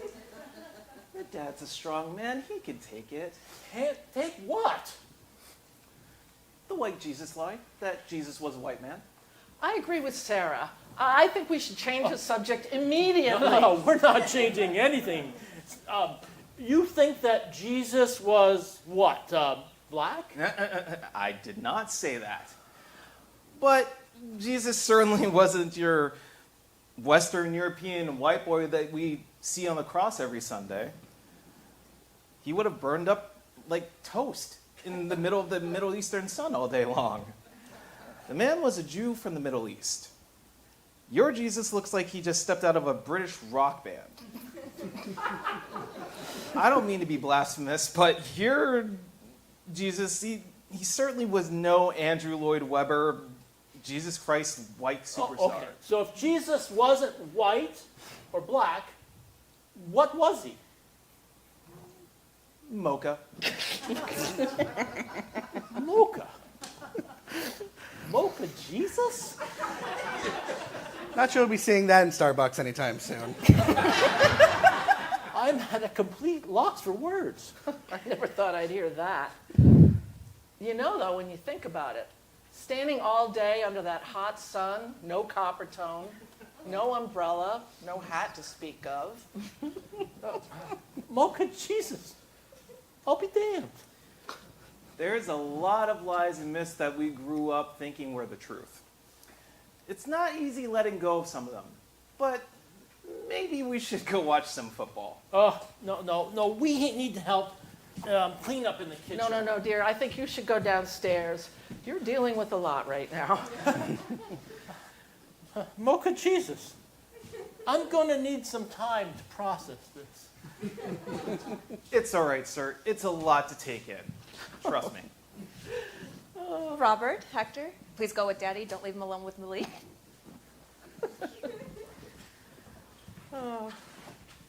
Sarah, don't ever lose that man. I don't care who he voted for.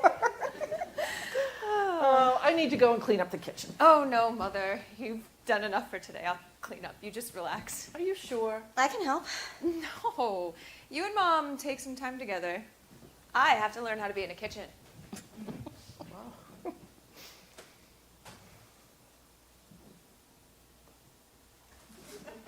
Deborah, I'm worried about you.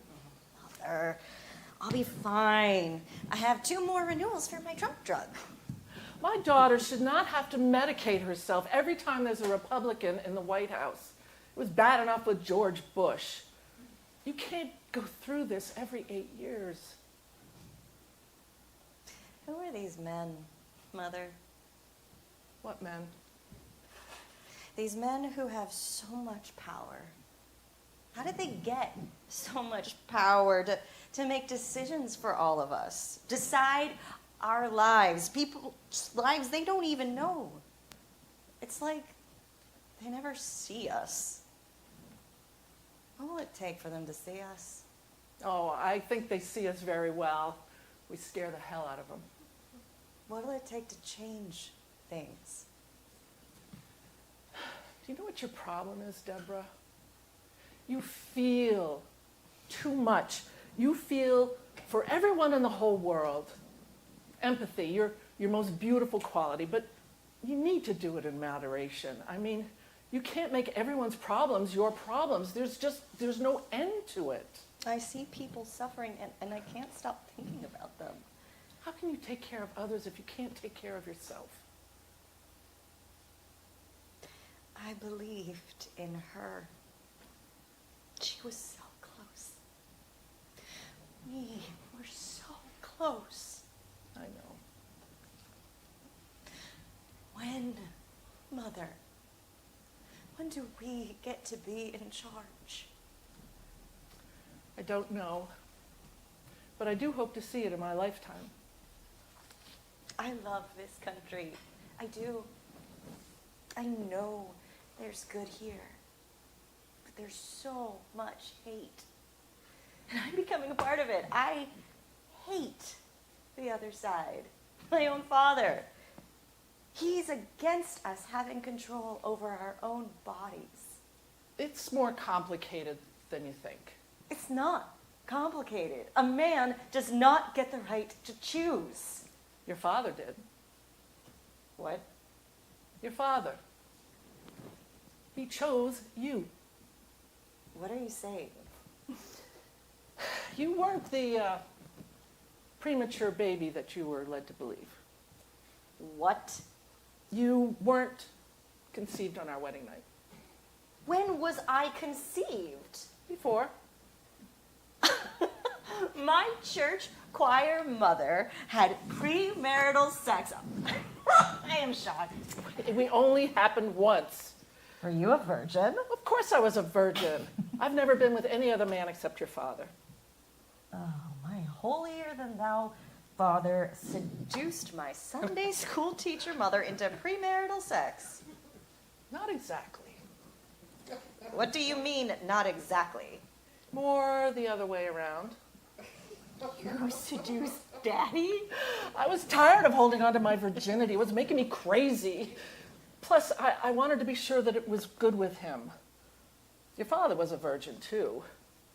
Who knew that he'd hit a home run at his first time at bat? Go Tigers. How did Daddy choose me? I wanted you. But I just wasn't sure that I was ready to have you. I thought, I'm too young. This is going to be too hard. I won't be able to continue my studies. I even made an appointment at a clinic to, What happened?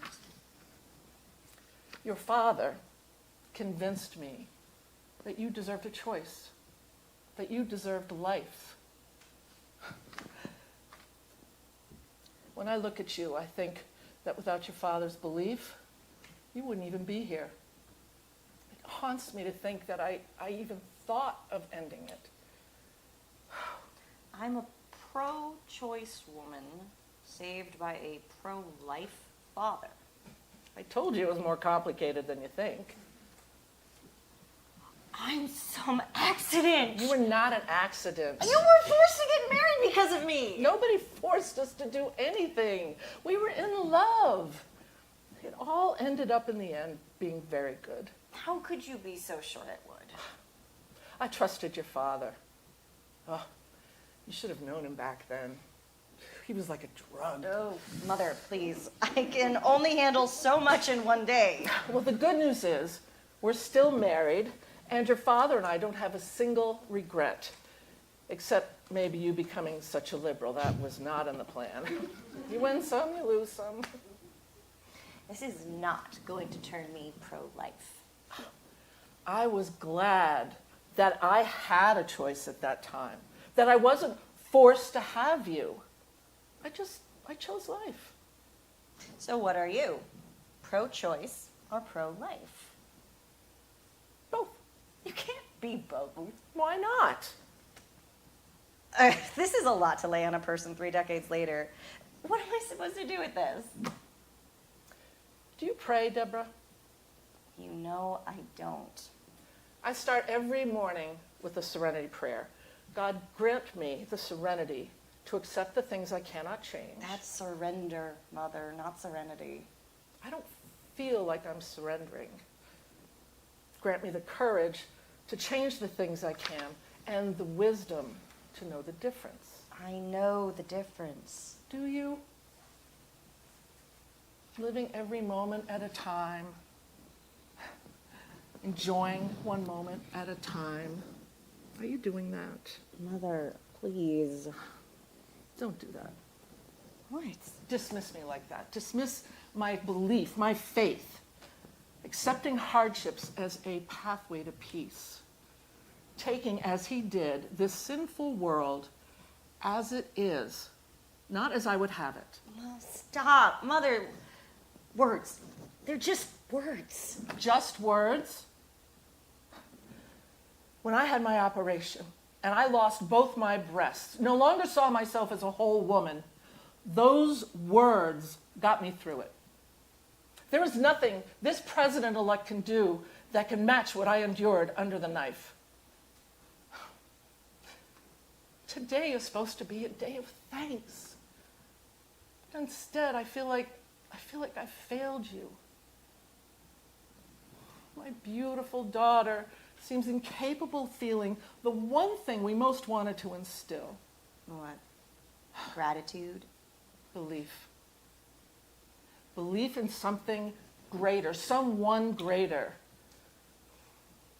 Never underestimate the power of prayer, my dear. When all the votes have been counted and all the electors' votes have been turned, prayer may be the only thing left to you, to any of us.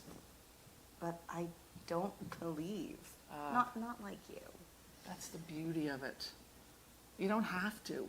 It's just a prayer. Let the words comfort you, nourish you, heal you.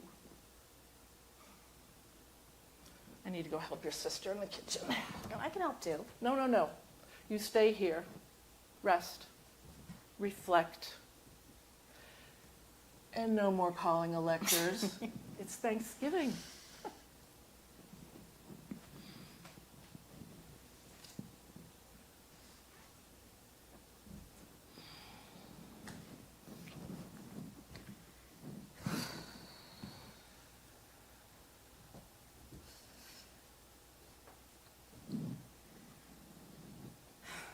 God, grant me the serenity to accept the things I cannot change, and the courage to change the things I can.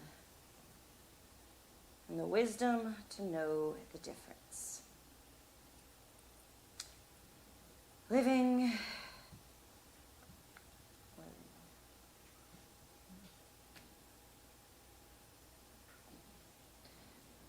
damn you, Hillary Rodham Clinton.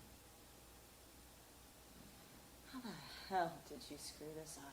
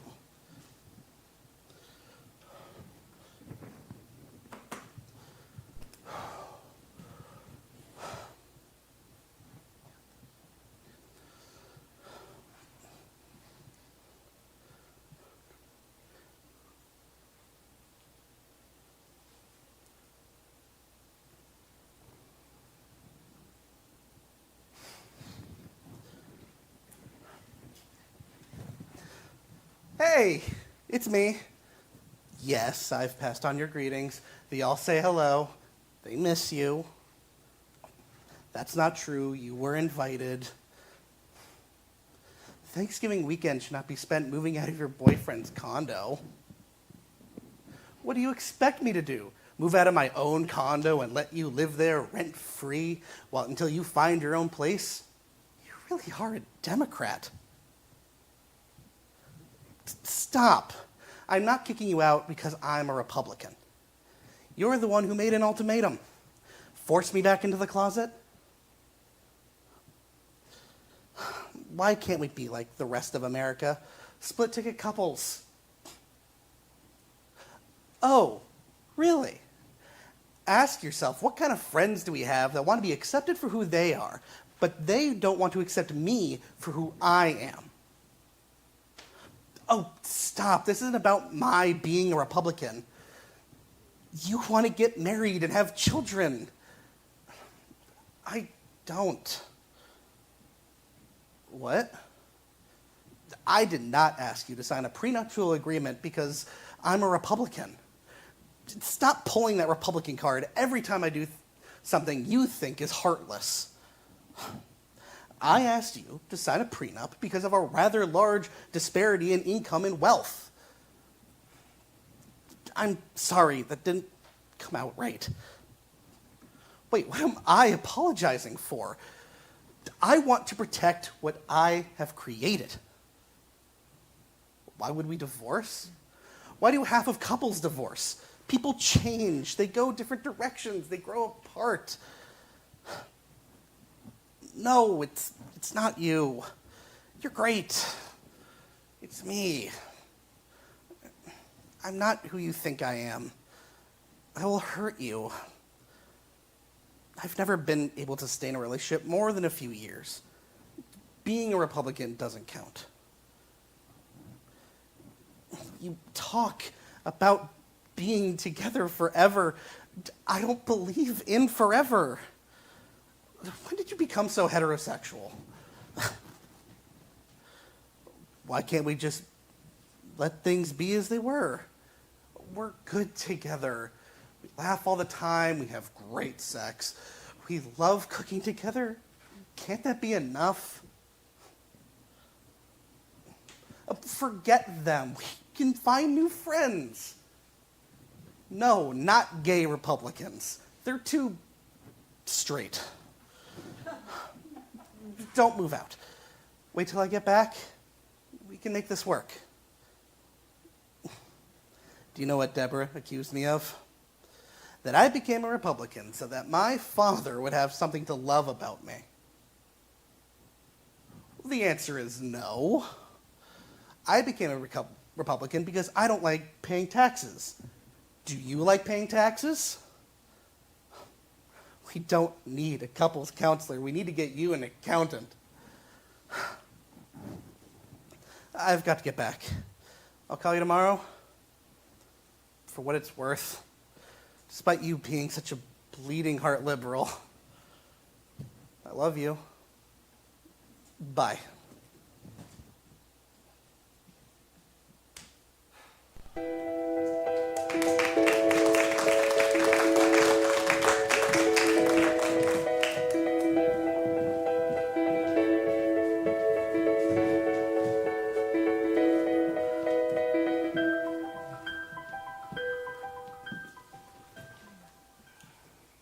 Anybody want anything else? Pie, cake, homemade cookies? I have brownies, macaroons. Well, this is one of the things I hate about Thanksgiving. All we do is sit around and indulge all of our guilty pleasures eating away. You're going to be doing a lot of guilty pleasure eating in the next few months. I always got so big with all of you, this big giant blimp. Oh, you were beautiful. Your father was so afraid of losing me, he started sympathy eating with me. And after your mother had you, then lost the weight, I just kept on getting bigger. Just more of you to love. Is that me? Oh, yeah. Hello? Oh, hi, Jerry. Where am I? I'm at home with my family. Maybe you forgot. It's Thanksgiving. Yes, I know we're supposed to be open tonight and I have the only keys. Where are you, Jerry? Oh, that's nice. In the warm confines of your home that I and all the other gals have been helping you pay for the last 10 years. What? There's no problem. I just decided I don't want to work on Thanksgiving anymore. Easy, easy, Jerry. You're a born-again Christian. I don't think Jesus would approve of that language. Jerry, the ladies of Jackson, Michigan will survive if the Happy Hairdresser is not open on Thanksgiving night. May I remind you that all decisions have consequences, and if you were to do that, I think the IRS would love to know about your double set of books. Oh, no? Just try me. Jerry, if you want to sell a few extra bottles of L'Oreal, I suggest you take your Grecian formula buttocks down to that salon, and you can explain to your family why you can't be with them on Thanksgiving night. Good night, Jerry. God bless. Oh, and give my love to Liz. I don't think I've ever been prouder of my mother. Bolshevik Bev. Oh, I am not a Bolshevik, but thank you. Oh, we've never been prouder of you. We're going to be grandparents. Oh, best Thanksgiving I can remember. You know, this baby may not look like you. We will love this child however it looks, just as long as it doesn't have your father's ears. What's the matter with my ears? May this baby have any number of your attributes, but please, darling, not your ears. Huh, my ears never seemed to bother you when you first met me. That's because all of your outstanding attributes more than compensate. Sufficiently compensate. What the hell? Any child would be lucky to have my ears. Malik, tell the truth. Would you have a problem if your child had my ears? No, you weren't so tongue-tied when you were talking about blowing up the American money machine or Mocha Jesus. Come on, I can take it. Malik, please, he's been through enough today. Sir, with all due respect and love, this baby better not have your ear. Oh, I can't believe it. My own son-in-law. I told you not to. He said he could take it. Oh, you shouldn't listen to everything he says. I'm starting to realize that. I like my ears. Oh, well, as long as you're happy with them, that's all that counts. Well, no matter whose ears or what color it is, vanilla, chocolate, mocha, we'll love this baby more than anything in the world. Thanks, Dad. You're a better man than me. What? Malik, please. We're here to tell the truth, right? Go ahead, Malik. I'm a black man about to have a biracial child. I keep asking myself, am I risking my future child's happiness by creating a child who very likely will not be black or white? Who will be in between, not completely one or the other? Always trying to figure out where he or she belongs. I've wanted to live in a world that is colorblind, but I've been anything but colorblind myself. The truth is, for the longest time, I tried to be more white, to fit in, to be accepted, to belong. And it was killing me. Until I met Sarah. It took this person's love of me for who I am to accept my blackness.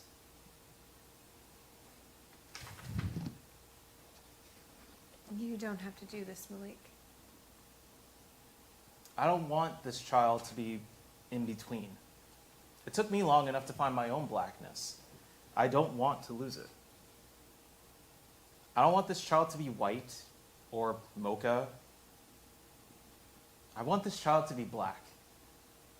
And what if it isn't? Then that will be God's will. I'm sorry, sir. You have nothing to apologize for you. It is I that owe you the apology. When Sarah brought you home, she told us about you. Prepared you. She didn't want to. I insisted. I thought it would be open, colorblind, like you say, but it wasn't. I know. You could feel that? I tried to hide it. Better than my folks. You should have heard my father. What you want to marry some vanilla for? There ain't enough chocolate sisters out here that can't make you happy. But I won them over. That's right, you did. Now they wouldn't trade you for Beyonce. He's getting an extra piece of pie. Yeah, Malik, I wouldn't want any other man to be the father of my daughter's child. Thank you, sir. Oh, stop calling me sir. Your parents trained you too well. Just call me Art. Okay. Yes, Art. From the time I became a parent, I asked myself, how open would I be if my child is different? Chooses to be with someone different, different color, different religion, different Sexual orientation? Yes.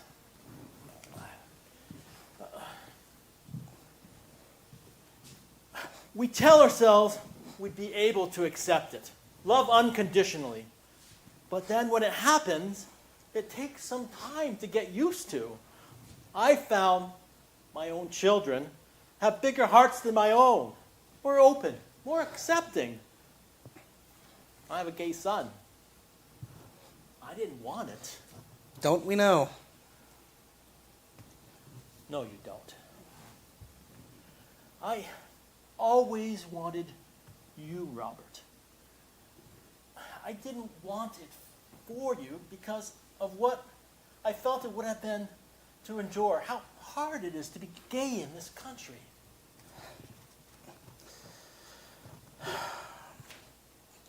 You have no idea. Knowing people who don't even know you, hate you. I thought of my children, or their children, not being accepted by people because of the color of their skin or who they choose to love. It makes me angry. Very angry. You're a Democrat, Dad. I am not a Democrat. You're a Democrat. You were once, dear, just like your hero Ronald Reagan. And to think we almost named Debbie after him. What? You were going to name me after Ronald Reagan? Reagan Harmon. It had a nice ring to it. You were going to name me after that man who mainstreamed the entire conservative movement? I love it. What happened? Oh, I put my foot down on that one. He was only a one-term president at that point, and I thought, what if he doesn't get a second term? So I made a deal with your father. You made a deal over naming me? I got to name you after my grandmother, and he got to name our next dog Reagan. That's how the dog got his name? Best damn dog I ever had. God, I miss that dog. How could you think such a thing? I would have been scarred for life. Before he came along, America was in a very dark place. And you don't think we're in a dark place right now? This country was making such progress. It's all going to be ripped away. Or maybe we've been moving just a little too fast for people. Not fast enough for some. Well, maybe this election was a just giant big break to slow things down a little. Give us all time to catch up, figure out who we are, who we want to be. Forgive me, Malik and Hector, but I walk into a shopping mall in central Michigan here. It looks like the United Nations. New faces, beautiful faces, but different faces. New faces making newer faces. We don't see ourselves in these new faces. It's like a sea of strangers. It's like we're disappearing. Now, we're the strangers, the outsiders. Maybe it's good when we can no longer recognize each other for who it is. Maybe we'll stop hating each other. Everything is changing so fast. 10 years ago, did any of you see the same sex being able to marry? I'm sorry, but for me, marriage is between a man and a woman. And I'm tired of having to apologize for that. Now on the TV, we see women in boxing rings kicking and punching each other in the face. How did we get to that? Yeah, I don't understand that myself. It's called equality. Oh, if that's equality, you can keep it. Where is my America? Where's the America I grew up in? I don't recognize it anymore. People just want to protect what they've known. We keep being asked to be more open and accepting. But where does it end? You needed to make more babies. What, Hector? If you'd have made more babies, you wouldn't need immigrants and people of color to keep the economy moving. And you could have all stayed looking like each other. Oh, I'm sorry. I didn't phrase that the best. No, you couldn't have said it any better. It was honest, something that's missing from most of these conversations. I'd rather honesty that stings than all this political correctness. You voted for a man who wants to put a wall across the border, send the undocumented back. But you have accepted a man as your son-in-law whose own father is undocumented, who, if you really believed the way you voted, you would turn him in for deportation. I would never do such a thing. It's easy to be tough on immigration when you don't know the people, but when you get to know them, you find we're not that much different from you. You believe in Jesus, right? Our Lord and Savior. Love thy stranger. Jesus was a migrant himself. You can't have it both ways. You need to make a choice which side you're on, and not because I'm your son-in-law, but because it's the Christian thing to do. Damn, I really put my foot in it that time. Not the first time, not the last. That probably cost me my next piece of pie. You get 2 pieces, Hector. My word, Deborah. I had no idea you had that in you. So when are you two going to give us some grandchildren? I want to, but We're figuring it out. I'm not sure how I'm going to do it. Children and work. The one income earner per family. That's in America. I wouldn't mind getting back to. You mean keeping women down? I wasn't doing it to keep your mother down. It used to be a source of pride for a man to provide for his family. Having the mother to watch over the children. Not some underpaid, stressed out daycare worker. And why was it the mother? Because they're better at it. That is so sexist. It's true, dear. I really was better at it than your father. God knows how you guys would have all turned out if we had switched roles. Staying home with you after you were born were some of the best years of my life. That is, until I started going a little crazy. Remember that, dear? Like it was yesterday, my love. We went to college to get ahead, and now we owe over $100,000, and we don't know how we'll ever be able to buy our own house. They're not colleges anymore. They're mega businesses. They're an educational cartel. Over in Ann Arbor, they're paying that Jim Harbaugh $5 million a year to coach football. Not a teacher, a college coach. $5 million. And my kids end up with six-figure school debt. What does that teach? Capitalism, Dad. It teaches capitalism. If that's capitalism, you can have that too. You're not a Democrat, Dad. You're a socialist. I am not a socialist. A democratic socialist. I am not a democratic socialist. All we ever wanted for you children was to do better than us. The American dream. The American dream is dead, Dad. When did that happen? How the hell did that happen? How did this country become so damn expensive? How did this country become so damn divided? Easy, dear, your blood pressure. Oh, screw my blood pressure. What the hell is happening to our country? I just wish with all our differences we could just get along. Get along.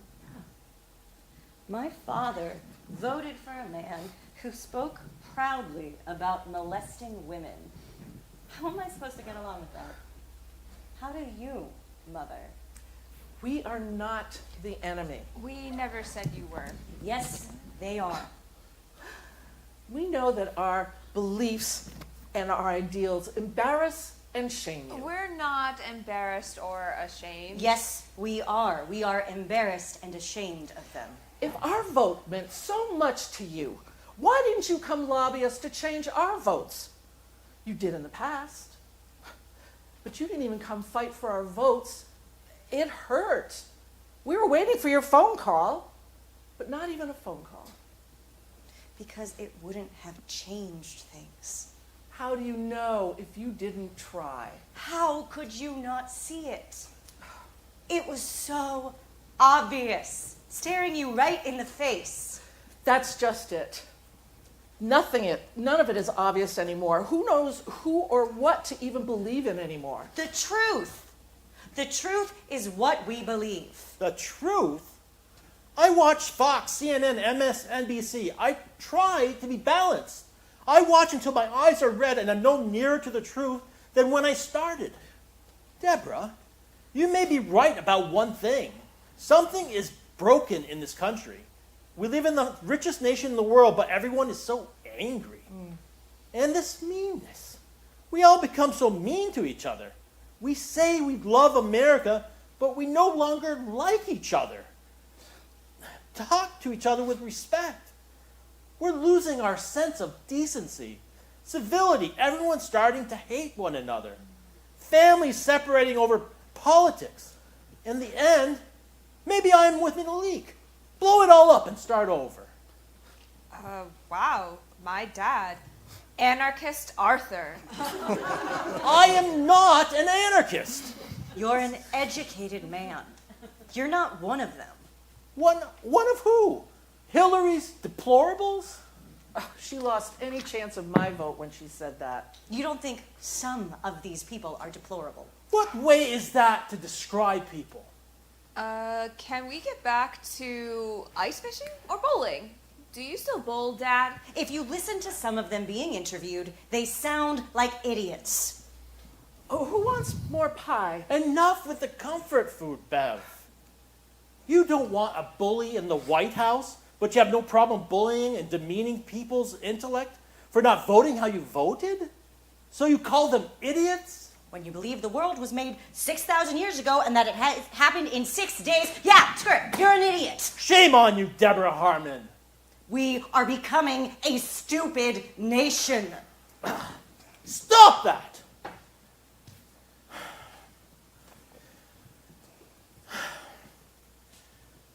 Call these people many things, but do not call them stupid. If there's anyone to blame for the intellectual state of this country, it's your liberal progressives who decided there was a better way to teach children. Let's not educate them. Let's develop them. Make the children the center of teaching. Let's teach them to teach themselves. Build up their self-esteem. Can't hold them back a year. That would be too damaging to their fragile egos.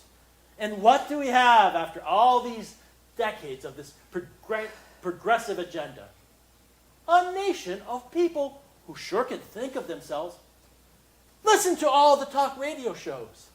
Everyone thinks they're an expert. But ask these same people to recite the first 10 amendments of the Constitution, they can't name 5.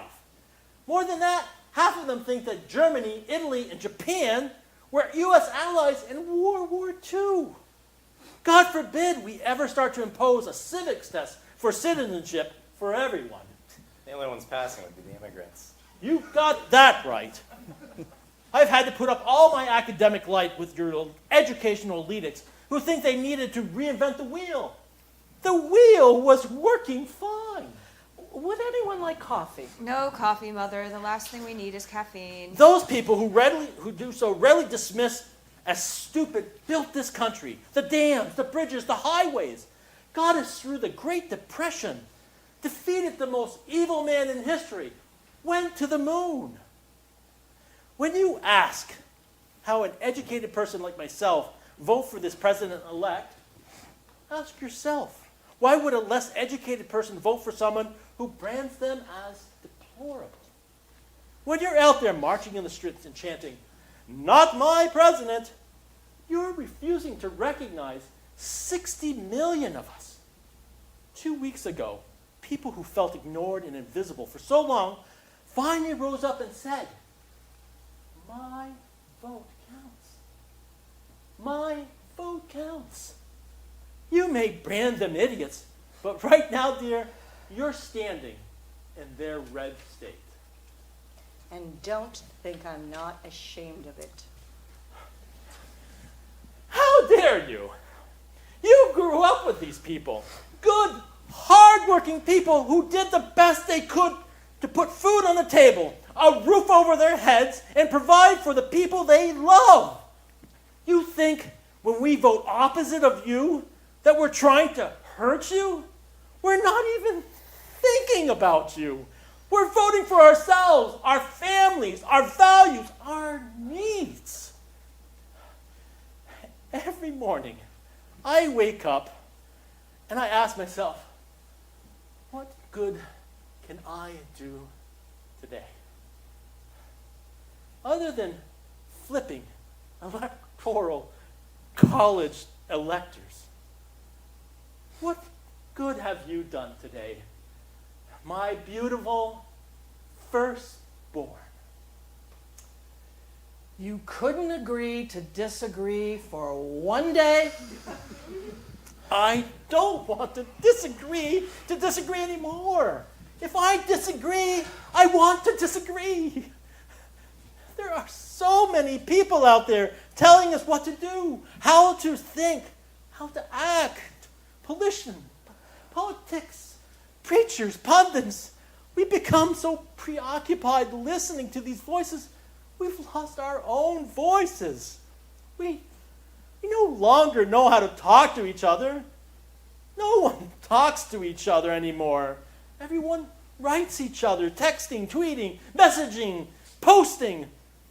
We write and read each other and think we're talking to each other. That's not talk. We need to stop listening to all these voices out there. Stop typing and start talking to each other again, face to face. Have a conversation, not win a conversation. Everyone wants to win the conversation. It's not about winning. It's about hearing each other. We talk about critical thinking. What about critical listening? We need to start to listen to each other. In the end, our conversations here in this house are the ones that will matter the most. You want truth? We can find more truth in here together than we'll ever find out there. find out what separates us, but also what binds us. Deborah, you may dislike Ronald Reagan, but did you know he was the one who said, all great change in America begins at the dinner table? I like that. Ronald Reagan said that? Yes. The man you were spared being named after. You want to win hearts and minds? Not out there. It's right across the dinner table, across this living room. Get out all the bubbles and start to listen to each other. Stop attacking and accusing, diminishing, stereotyping, disregarding, labeling. Full disclosure. I'm as guilty as any of you. Time to start listening and really hearing each other. Not hurt each other. Help each other. What they can't get done in Washington, can't we get done here as a family? If we can't get along together in here, how can we ever expect America to? The change we want starts right here. Who's in? This feels dangerous. You're good, dangerous. What are you getting us into, Arthur Harmon? I'm not going to stop calling electors if I want to. Can I wear my MAGA hat indoors? No hats in the house, not even John Deere. I have something here I wanted to read to all of you at dinner, but I was taken away. What's that, Dad? Abraham Lincoln's proclamation declaring Thanksgiving a national holiday. Dad, do we really have to hear I'd this? like to hear this. I'll edit it a bit. You're going to edit Abraham Lincoln? The year that is drawing towards its close has been filled with the blessings of fruitful fields and healthful skies. Blah, blah, blah. In the midst of a civil war of unequaled magnitude and severity, which has sometimes seemed to foreign states to invite and to provoke their aggression. You sure this is from the 1860s?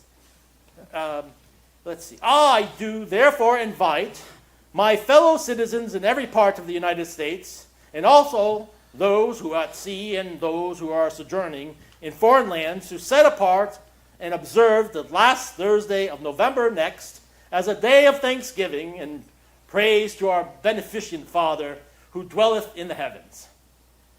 With humble penitence for our national perverseness and disobedience, commend to his tender care all those who have become widows, orphans, mourners, or sufferers in the lamentable civil strife in which we are unavoidably engaged, and fervently implore the interposition of the almighty hand to heal the wounds of the nation and to restore it as soon as may be consistent with the divine purposes to the full enjoyment of peace, harmony, tranquility, and That sure beats 140 characters.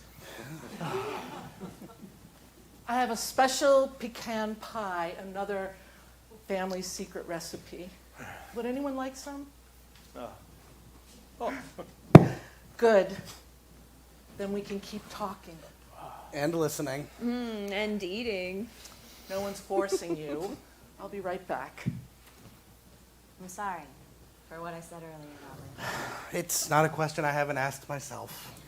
forgive me, Robert, Hector, Malik. Well, all of you, forgive me. I'm a work in progress. Say that again. I swear, nothing gets by that woman. You really feel like you're disappearing. Yes. Yes. I'm sorry about your Trump signs. We just have to make sure that Fred and Merle never find out. Reagan Harmon? Oh, it didn't happen. Move on. So, who wants to begin or continue?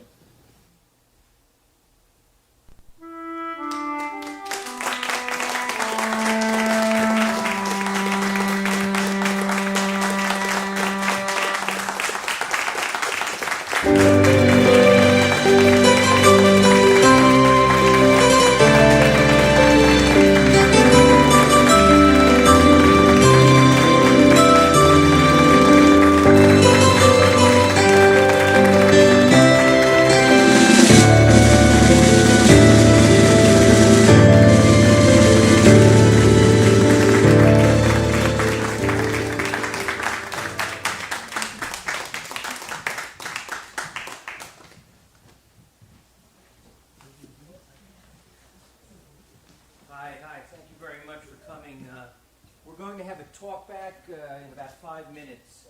We do this sometimes after the show, where the playwright, myself, guilty as charged, interacts with you, and just I'm trying to get your feedback as we're developing this project, and just to hear your thoughts and what you think, how it's working, how it's, where it's not working. Is it going too fast? Is it going too slow? And just to get your feedback, because it's essential to hear how the audience is perceiving it. So for any of those who'd like to stay, please do, and stretch, maybe go to the bathroom, and we're going to meet after. So thank you once again for coming. Thank you.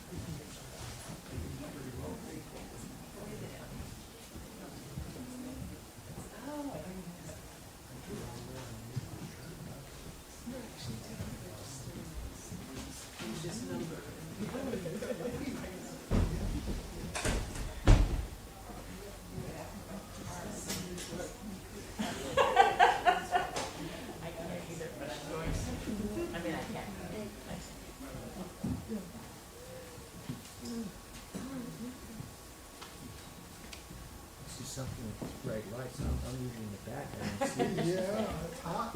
Hard to see. It's hot. Yeah. Was it too hot right here, or It was quite warm. was it warm? It was warm, but a good warm. Okay. Okay.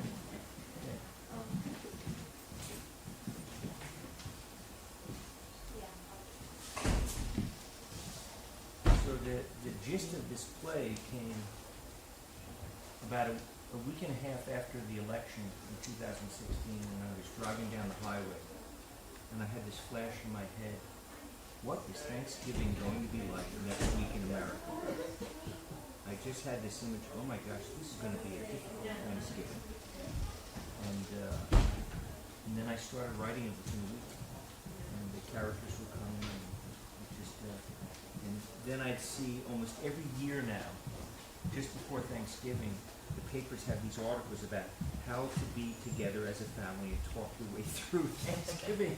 And it was just to keep trying to educate and coach families about don't let it go off the rails, and try to work it out together. And there's all these tips, and it's this angst that seems to come up at Thanksgiving. But, so I'm not sure if there's anyone coming back. Tell me any of your thoughts or feelings, or just how you thought the play went. And I'm always back there, and I'm a wreck.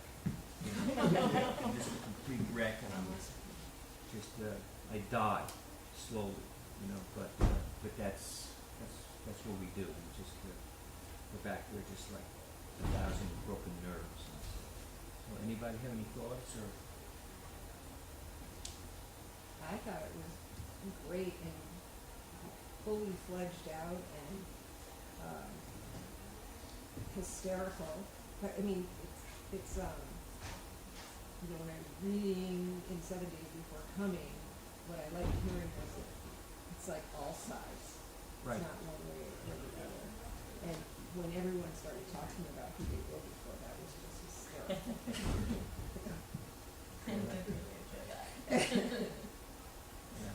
They should have been polling this family. Yeah. That was America right there, that family. Right. Yeah. And it's funny because we go in that voting booth, and sometimes nobody knows really who we vote for, and we have surprises.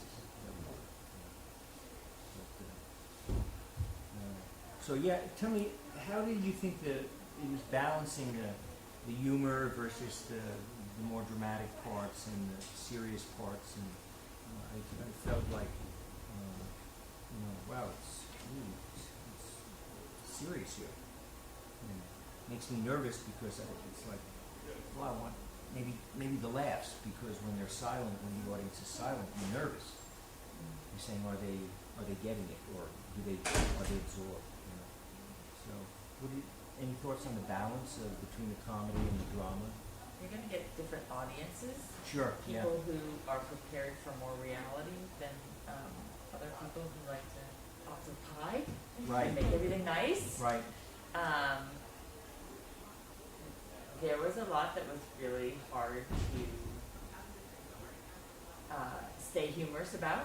There's some, I mean, to me, the quintessential perfect story is really The Princess Bride, where you have all sorts of terrible and torture and horror and sexism and whatever, but it's all like served out with the perfect amount of humor. Right. So you're going to get audiences that like different amounts of humor. I could have taken a little more sometimes, but also it was, I like reality, and as hard as it is, it's good to sit with like what made me really uncomfortable or go dark too. Like it doesn't have to be all humor. Right. Yeah. And that's some of everything in there. Yeah. I think it's the challenge is trying to find that balance between the two, and then seeing that well that's what I've written, but I didn't know that's what I've written, you know, and that's the kind of surprise too, is that the actors take it to another level, another dimension, and it comes off the page and you get surprised, and you know, and you're not sure, is that a surprise I want, or you know, did I miscalculate, or no, maybe that's got a color that should be there. You know. I feel like as far as the pacing went along with it, I feel like the first act was very well paced in like the breath, and like I felt like there were nice moments of there's a little bit of a breathing room here. Right. The second act there was a little bit less, and I don't know if that was on purpose, but there was less breathing room. It made me very tired. Right. Yeah, the second act. It's also past your bedtime. The second act is running. The second act is running longer than I'm desiring, and it's the first act runs somewhere 55 minutes or something like that. The second act is running, gosh, closer to hour 25 minutes. Hour 25 minutes, which is That would too be wild. it's too long, and so that's going to be my job is what to take out and to be, you know, ruthless, and but you know, you have to take out things that don't affect the whole fabric of the act and the different moments. It's like a puzzle. Things are connected, and something that's said, it'll be, you might find a joke later about it, but at that moment when it's said, it's not. But it's trying to find that balance. That's funny, when the break came, I was like, oh, it's the break already. Yeah. Yeah, but it was about 55 minutes. Yeah. I wouldn't have guessed it was 45 minutes. It went really fast. However, the second half, would you have guessed that was an hour and a half? It was seeming long. Right. I think I could live with a few less of the dad's monologue. Right. Yeah. One thing that I would try to preserve, I mean, the Debbie character is the one that really goes head to head with, well, mostly with her dad, but with her mom, with anybody really. She's the one that really locks horns with people. Right. And and that's really important because it keeps the conflict alive. There's a thing where people are just sort of talking to the room, and it's more like bowling. Right. Turns, whereas her dynamism stirs things up and sort of knits the family together. Right. We don't need to know as much about her anxiety. I'm trying to think what you can let go. I think I could have done without Robert's Aldo's burger. Really? Yeah, I thought it was really sweet, but it didn't it added to his character and his character development, and that was lovely to see, but it didn't add to the plot itself. Okay.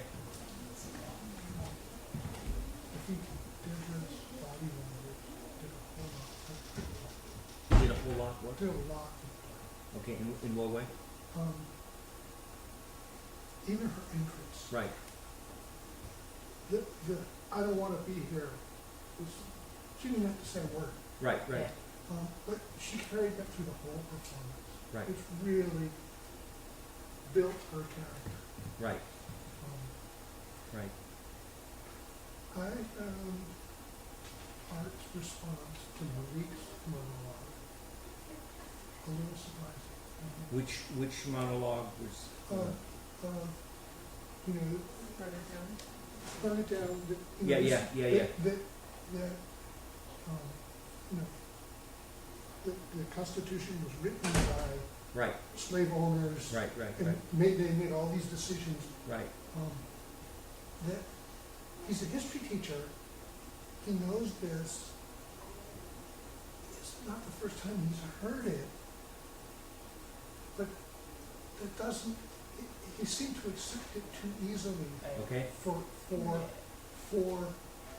where he is politically in the family. Right, right. Yeah, I'm kind of struggling or wrestling with the sections of Malik's speeches and where it becomes a little How bit it more. lands. Huh? How it lands. Yeah. And how it lands mostly with. Right, right. I find that I just find that, you know, I mean, Arthur's speeches and Malik's speeches, I find they're a little winded, and that's my sense. But then, you know, I'll see it tomorrow. I'll see it Sunday, and I'm going to see it, you know, different audiences and get different feelings and reactions, and so I don't go back with a red pen tonight or something. I just have to absorb these three different performances. And this was before the backlash to the 1619 budget. You're right. Yes, Right? yes, Yeah. yes. When the reactions to it are not preformed. Right. So, Yeah. that's yeah. important. Yeah, yeah, yeah, yeah. And it, you know, I have the line where it says, Malik says, well, we said we're going to speak the truth, but it wasn't just the truth. It was, I wanted to, I kind of feel like I want to change that line to, we said we're going to get to know each other. And it's about what's going on for him, these feelings, and when he speaks, it's not about telling the truth, it's about what he feels about this truth, these facts. But yeah, I mean, I just find that I'm going to do a lot of searching in that second act and trying to, but what seemed to be, I felt, it seemed to be there was more laughter, and it's a smaller audience, it's hard to judge, but I thought there was more in the second act than the first. Second half And is there was that there were just, you know, oh, you're a democratic socialist. No, I'm not a Democrat. Oh, you're a democratic socialist, and then you're an anarchist. I'm not an anarchist, you know, and Bolshevik Bev, and I'm not a Bolshevik. You know, these parents keep getting accused, and it found that seemed to be working, and.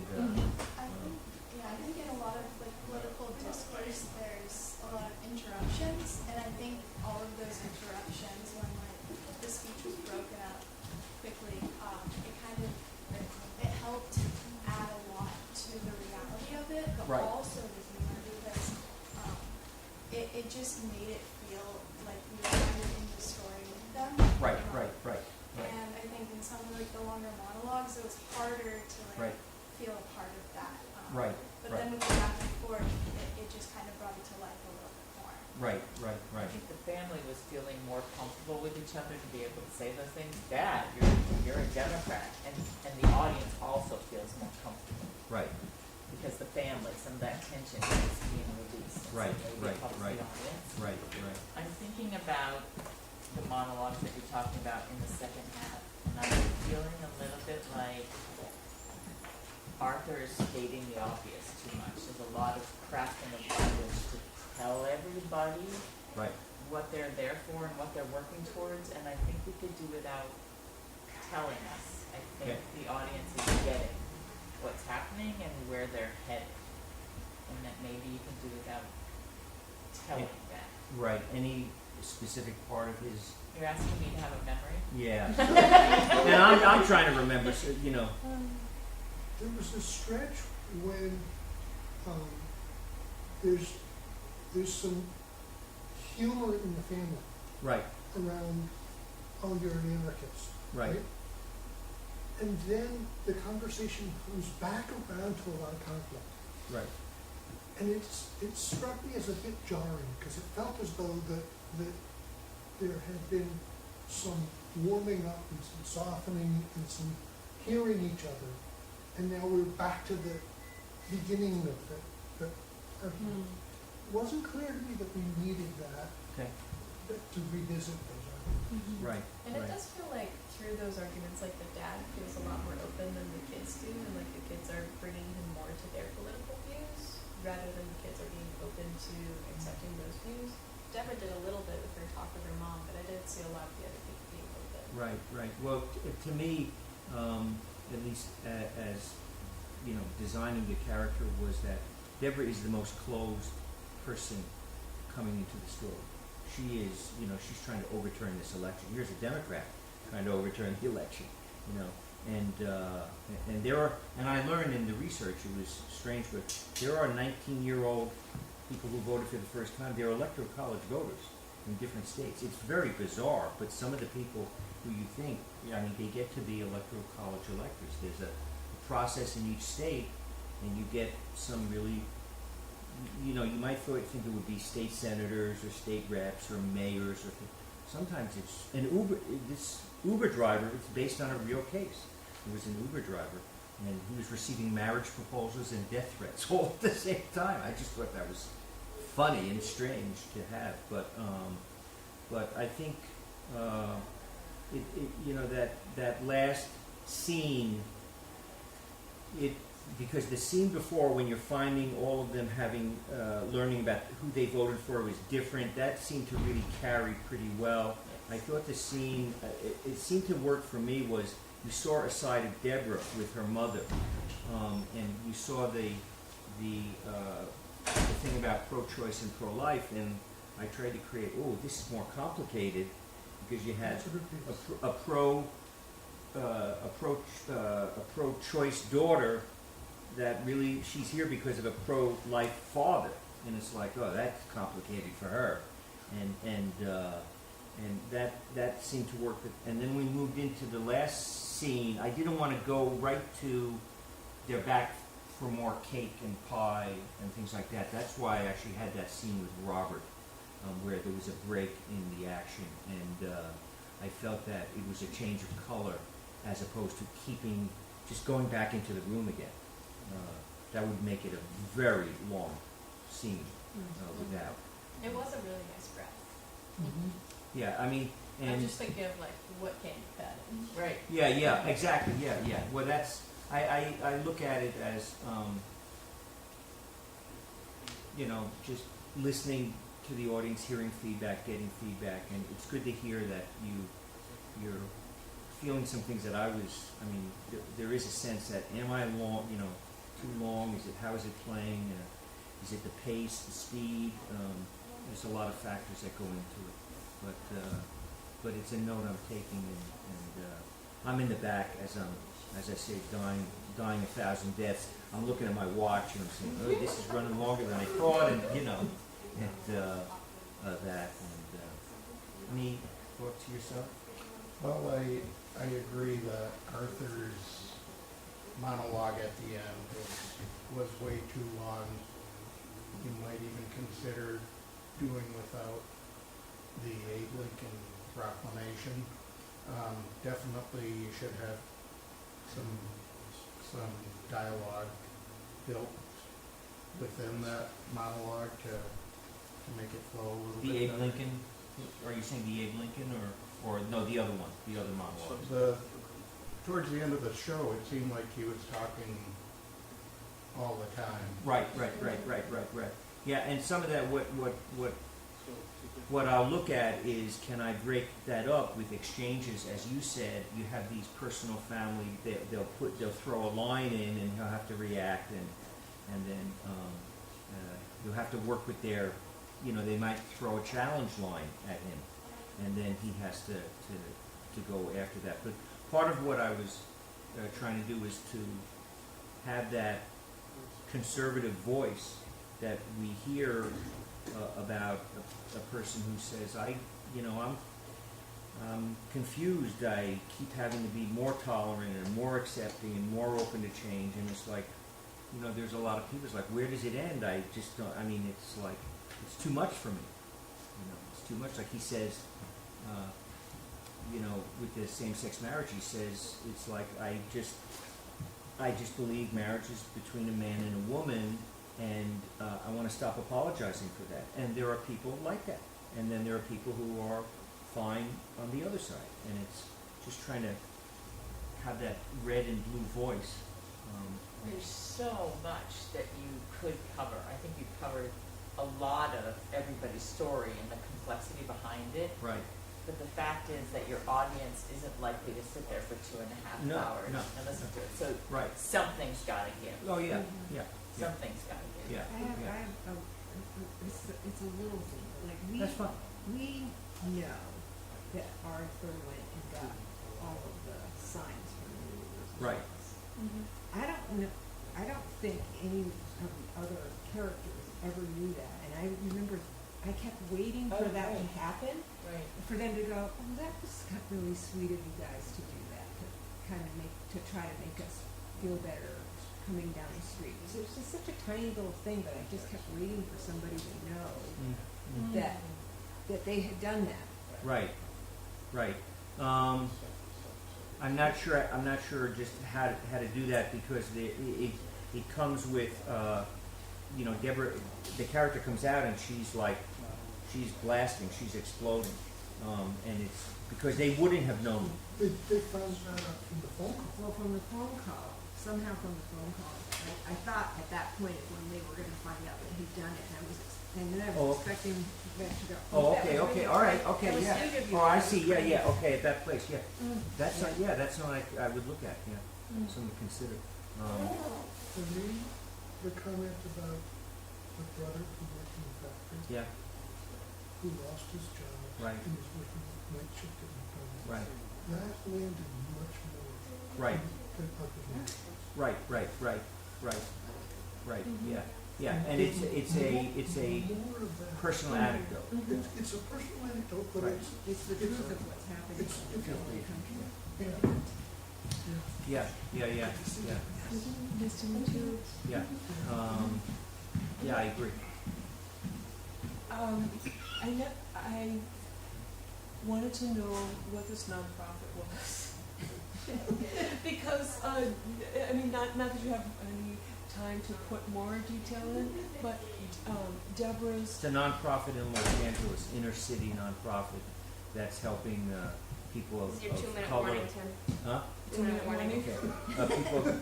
Different people of color and ethnicity that are on the lower end of economic means, and they're out there providing resources for these families.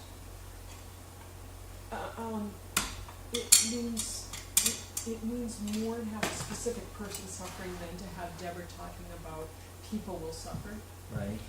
And she never came to the defense of her husband, her father-in-law. That her own father would have. Is that what I was saying? Father-in-law? Yeah. That her own father was voting for a guy who would have had her father-in-law deported. It's just like the personal is important, and most of her talk about what she's fighting for is more abstract. It's people. Okay. Yeah. Well, I guess, and maybe some of the lines in there, and I'm not trying to defend or anything. It's she's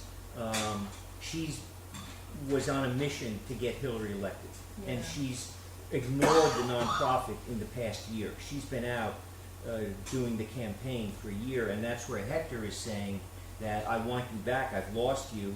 I want you at the nonprofit, and I want you in our relationship again. And she's become this person who's not present for him, and that's why. But I hear what you're saying. If she can come in with something personal about that, yeah. I mean, it's really hard to prove. I think. Yeah. No, you'd be surprised. I mean, there's stuff to do, and it's just, It's not so much that you want to take stuff out as that you want to be satisfied with a very succinct expression of it, like right, the story about the brother and his downfall. That you could accentuate that or revert to it why he isn't there at Thanksgiving, and then cut a whole monologue and maybe have the feel of that monologue just in that moment and right, in that dwell, in that loss or the sadness that, you know. right. I wonder, is McDonald's open on Thanksgiving? Yeah. Oh, I don't know. Because I'm wondering if I'd say my own brother, he's not at home with his family. He has to be at McDonald's tonight. You know, I mean, even. But I think that monologue, it cuts close to home for him, because he's seen his brother become a shell of what he was. Right. He's lost. His brother's lost something. His brother doesn't come up in the Huh? brother No, comes not up in the in monologue. No, but could no. instead of, could you try to call him? Could he just not come tonight? Could he not be here because he's working? Or, I mean, you could capture a little bit of that loss and a little bit of that Right. transition of Where's Uncle being the So-and-so? most I thought Uncle important So-and-so was gonna people be in here. the family to just like not even being present, Right, being right. so diminished.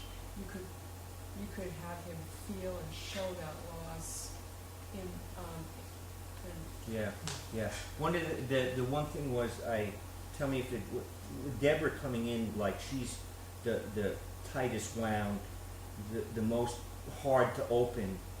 I thought she does open with her mother. She opens with Hector. She's opening towards the end there when she smacks the kiss on him. It's like she just heard him say something to her father that she was so proud of him. But you know, huh? And to her brother. Right. Yes. And she says at the end, "You really feel like you're disappearing," and that for me that's her growth. She's hearing him. Right. She's never heard that before. So when he talks about disappearing, you know, when he's at the shopping centers and he feels like I'm disappearing, the America I grew up in, that to me will be hard to cut, because that's very personal for him. Right. Because it's the sense of, you know, how would I say, white identity changing colors, Right. and it's like this new faces, beautiful faces, but new faces, and it's a hard reality when, you know, the America keeps looking different for you. Your country looks different, and they don't have as much of that in Norway, but they have a little. But but in this country right now, it's really changing, and I think that it's a society that has to come to, you know, accepting this evolution. When he said beautiful faces, I wanted him to be saying it because he suddenly became aware of Hector in the room. Okay. I wanted that to be. Right. Yeah. You know, we grew up being told we were nothing. Right. Right? Right. When we traveled to Argentina, it was just like we didn't know what we were. Right. When, what was it, 6 million people came through Ellis Island Right. from Europe, Right. there were 40 million people in the U.S. Right. Around the same time, 6 million people went to Argentina, but the population of Argentina was 2 million. So it's Really diversified. really diverse. Right. In a way that said, oh, this is what diversity is like. Yeah. Well, I was born in New York City, but I grew up on Long Island, about 25, in Nassau County. And in New York City, that to me was diverse. I mean, it had diversity. 25 minutes outside, just in Nassau County, it was as white as you could make it. We had one black student in my high school. He was an exchange student that came up from Virginia. It was in East Williston, Roslyn, Westbury, New York. And I was just like, I knew I grew up in this very insulated environment. We gotta go. Yes. Well, thank you for, Thank you. thank you, and Thank I you. hope It's a it wonderful was, piece of work. It's great. Oh, I enjoyed it very much. oh, good, I appreciate that very much. I feel like I've been home for Thanksgiving. It,